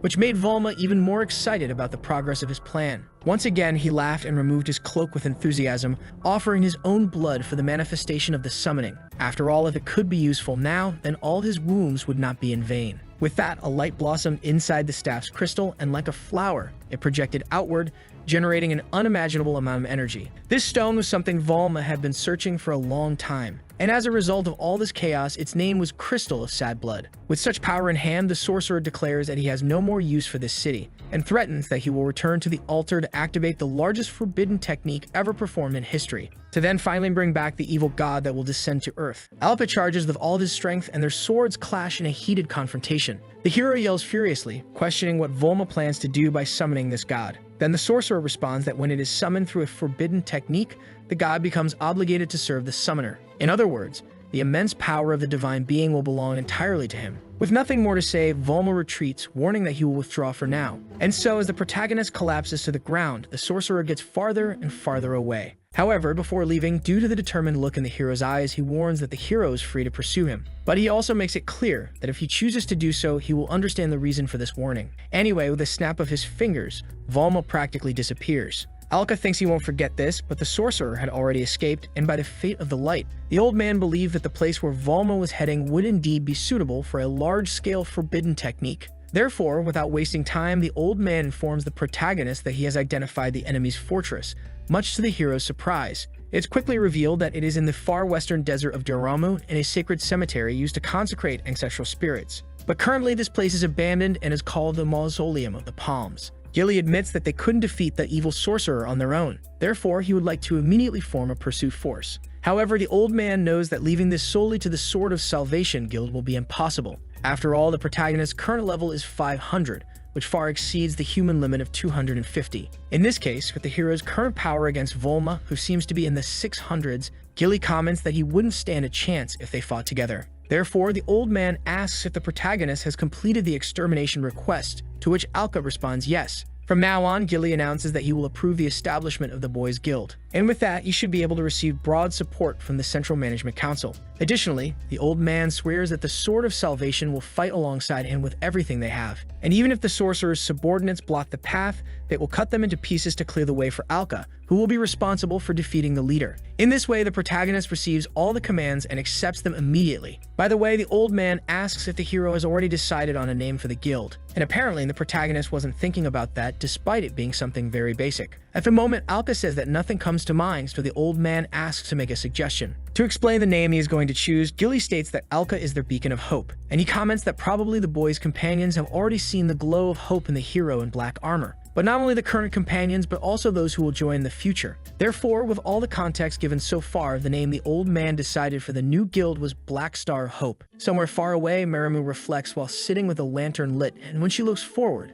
a bit discouraged, there is a huge mutant wolf with robotic parts that seems to be her ally. At this moment, the news that a group of adventurers is approaching had already arrived. So she decided to get up, and although she wasn't in the mood for it, she made it clear that they should exterminate all the curious ones immediately. With short steps, a certain person gets closer and closer to the altar. Now that the long journey to manifest the evil god is in its final stretch, today will mark his destiny. Balma takes out the crystal of sad blood that he obtained, which will be the sacrifice. And with that, all he needs is a summoner, which will be himself, to carry out the ritual. The only issue is that it will take some time for the full manifestation. But regarding that, Maramu informs that they are already prepared to hold back the adventurers so Volma can focus on the forbidden technique. Thus, he shouts that everything is wonderful and admits that bringing the girl to his side was the right decision. Then, without further delay, the crystal is placed on top of the altar. And with an explosion of energy, Volma remains nearby to witness the moment when the evil god will change the world. Sometime later, in wagons near the region where the commotion is happening, the new guild Black Star of Hope is present. By the way, Mill comments that they managed to borrow a beautiful carriage. But since the guild request was approved, the hero replies that they can receive support from the central administration without any problems. Additionally, Ein comments that Black Star of Hope is a good name, and feeling that it was a subtle hint, the hero apologizes for not asking for the others' opinions. Mena insists that it's not a problem and that they will continue following the guild leader, which makes Alka cheer up again. However, Ein also reminds her that the girl is still part of the Sword of Salvation, which makes her embarrassed. At that moment, the boy responsible for driving the carriage warns that he can already see the destination. Then everyone gets scared because even though they are still a bit far from Volma's fortress, the Mausoleum of the Palms emits an intense evil aura. It is said that if it weren't for the barrier created by forbidden techniques, they could have used teleportation magic, even the witch admits that the defenses on the inside are formidable. Quite frightened, Mill screams for her companions to pay attention because suddenly a group of masked sorcerer subordinates appears. Obviously, the protagonist is surprised, and before they could take any action, all those mages prepared a forbidden spell together, launching it toward the front carriages, which were completely destroyed. With this initiative from the enemies, someone shouted, warning the Sword of Salvation that they were under attack. Therefore, the necessary thing to do now was to go out and help. However, Ein insisted on stopping the hero because there were also capable adventurers on the other side. And knowing this, the boy thought it was better to let them handle that problem. Thus, while a battle occurred further behind, the carriages that were not stopped continued toward the mausoleum. There, where everyone disembarked, Gilly, who was leading the Sword of Salvation, asked if everyone was alright. And since the protagonist replied yes, they could forget about that problem for now, to focus all efforts on stopping the ritual and defeating Volma. All the adventurers from both guilds rushed into the place, and as soon as they entered, the protagonist was slightly shocked by the atmosphere of the place. Gilly asked our hero to be careful because it will be difficult to know where the enemy will attack from. Then both the old man and the protagonist draw their weapons, waiting for something to happen. Fortunately, or unfortunately, they didn't have to wait long because soon some subordinates appeared from above, throwing knives. Thus, Alka deflects everything that comes his way and Gilly alerts them about the enemy's attack, giving the order for the first group to deal with this problem while the second follows him. After all, he doesn't want the protagonist to stop since the mission they are fulfilling is to take him to Volma. Therefore, the old man acts so that the hero can focus only on what is ahead. While the adventurers of the first group deal with the sorcerer's defensive line, the main group proceeds toward the center of the mausoleum. Ein comments to the protagonist about the forbidden manifestation technique, which must already be in the activation phase. At this moment, it is clear that they don't have time to deal with every enemy, so the boy asks to be left behind if necessary. Obviously, Alka is against this suggestion, but Ein assures him that they will win, so the hero decides to trust him. In the end, the boy comments that each one will handle the problem they are capable of, and soon another wave of evil sorcerers appears. But this time, not only in front, since Mill notices some at the rear as well. To deal with this, Bill takes charge of the enemies in the rear and along with an auxiliary group, charges with a slash, while mocking that just standing around like the sorcerers is very boring. Back with the protagonist group, he states that he will stay in front and jumps, defeating 3 enemies at once. Then the system notifies that it has detected interference from forbidden techniques in the area. In any case, the hero shouts that it doesn't matter because his level is more than enough. Thus, he informs the old man that the path is open, and quickly the last warriors of the front line keep running, until suddenly Gilly dodges as monstrous arms break through the wall beside him, and from the hole that forms, a powerful beast seems to be peeking through. The mystery doesn't last long because a cursed creature soon reveals itself. Naturally, the old man notices that this one is much smaller than the last one he faced, but suddenly a crack appears on the ground, and from it, several other smaller cursed creatures join the fight. Alka turns to help Gilly, but the adventurer himself asks the protagonist to keep moving forward, because, as he said a moment ago, they will definitely protect the hero's back. Finally, at the center of the place, Mina comments that she feels an unpleasant magical energy, and when the group stops running, it is already possible to see the deepest part just ahead, so the protagonist leads the group to proceed quickly, until suddenly, the paws of a monster stomp on the ground. That wolf with robotic parts belonging to Maremu appeared to defend the last barrier before Volma. It was a female called Blue Iron Belliette, and along with her, the witch's disciple presented herself. For at this moment, the manifestation of the evil god was almost complete, and the girl was determined not to let any of the adventurers interfere. The roar of that animal sends a strong gust of wind toward Alka, who thinks about the girl's name. In any case, in the face of all this, he declares that it doesn't matter who she is because stopping Volma is the priority. Maremu, in turn, is quite confident despite the beast being level 450. She heard that the protagonist is at level 600, which is highly abnormal. Inevitably, she admits that she cannot fight directly since she is a technique, but she also states that she has already found a way to hinder him. With another roar, a magic circle is activated beneath the two, and a mechanism in the beast triggers a sensory energy beam that sweeps across the entire area. Mana is curious to know what kind of attack this is, and Ein doesn't feel anything different, but the protagonist feels heavy. Because of that, the girl turns to leave, saying that the rest depends on Belliette. After all, he is the strongest among her creations and the masterpiece of an automaton. As soon as the monster approaches to attack, the protagonist defends himself using both of his swords. And since the level difference between the two is 150, he believes there's no chance of losing. Thus, the boy lands a very powerful strike, and with both swords in hand, he attacks with a precise double slash. But soon he realizes that even with a cut on the beast's chest, it simply attacks again, launching the boy far away. And with a mechanism activated in its paws, Belliette runs at high speed, leaving even the hero confused by the animal's swiftness. In an instant, a laser forms in the automaton's mouth next to the protagonist, and it fires directly at Alka's chest, causing an explosion that destroys all the pillars around and leaves Mill worried. Fortunately, the protagonist was fine thanks to his swords, which were sacrificed in the process. However, there was still something strange because Alka was sure that this last attack should have been effective, and considering the level difference between the enemy and him, it would be natural for the fight to have ended there. Therefore, the hero needs to understand why that beast is still moving. Maremu, who watches everything from the second floor, mocks the hero's situation, but she made sure to explain that the answer was in this energy field that Belliette created. After all, it wouldn't make any difference, since while the boy was within this space, even if his level was higher, he would be brought down to a level lower than the beast. And besides that, Belliette's entire construction was based on the most resistant metals that existed. Therefore, if the battle continued, sooner or later the protagonist would be the first to wear out. But before that, the girl also reminded him that while they were talking, time was still running. And this made Alka practically fall into despair, so the boy reforged his weapons and charged at the beast.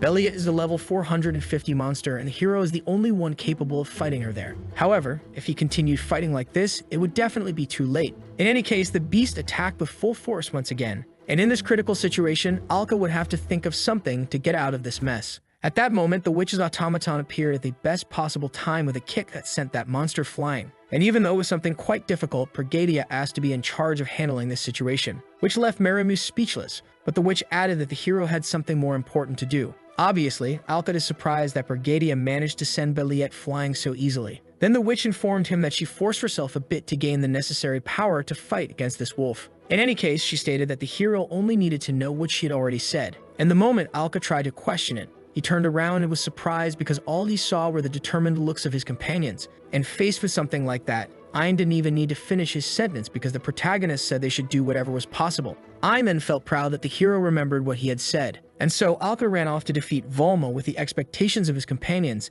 since now he was once again the Star of Hope.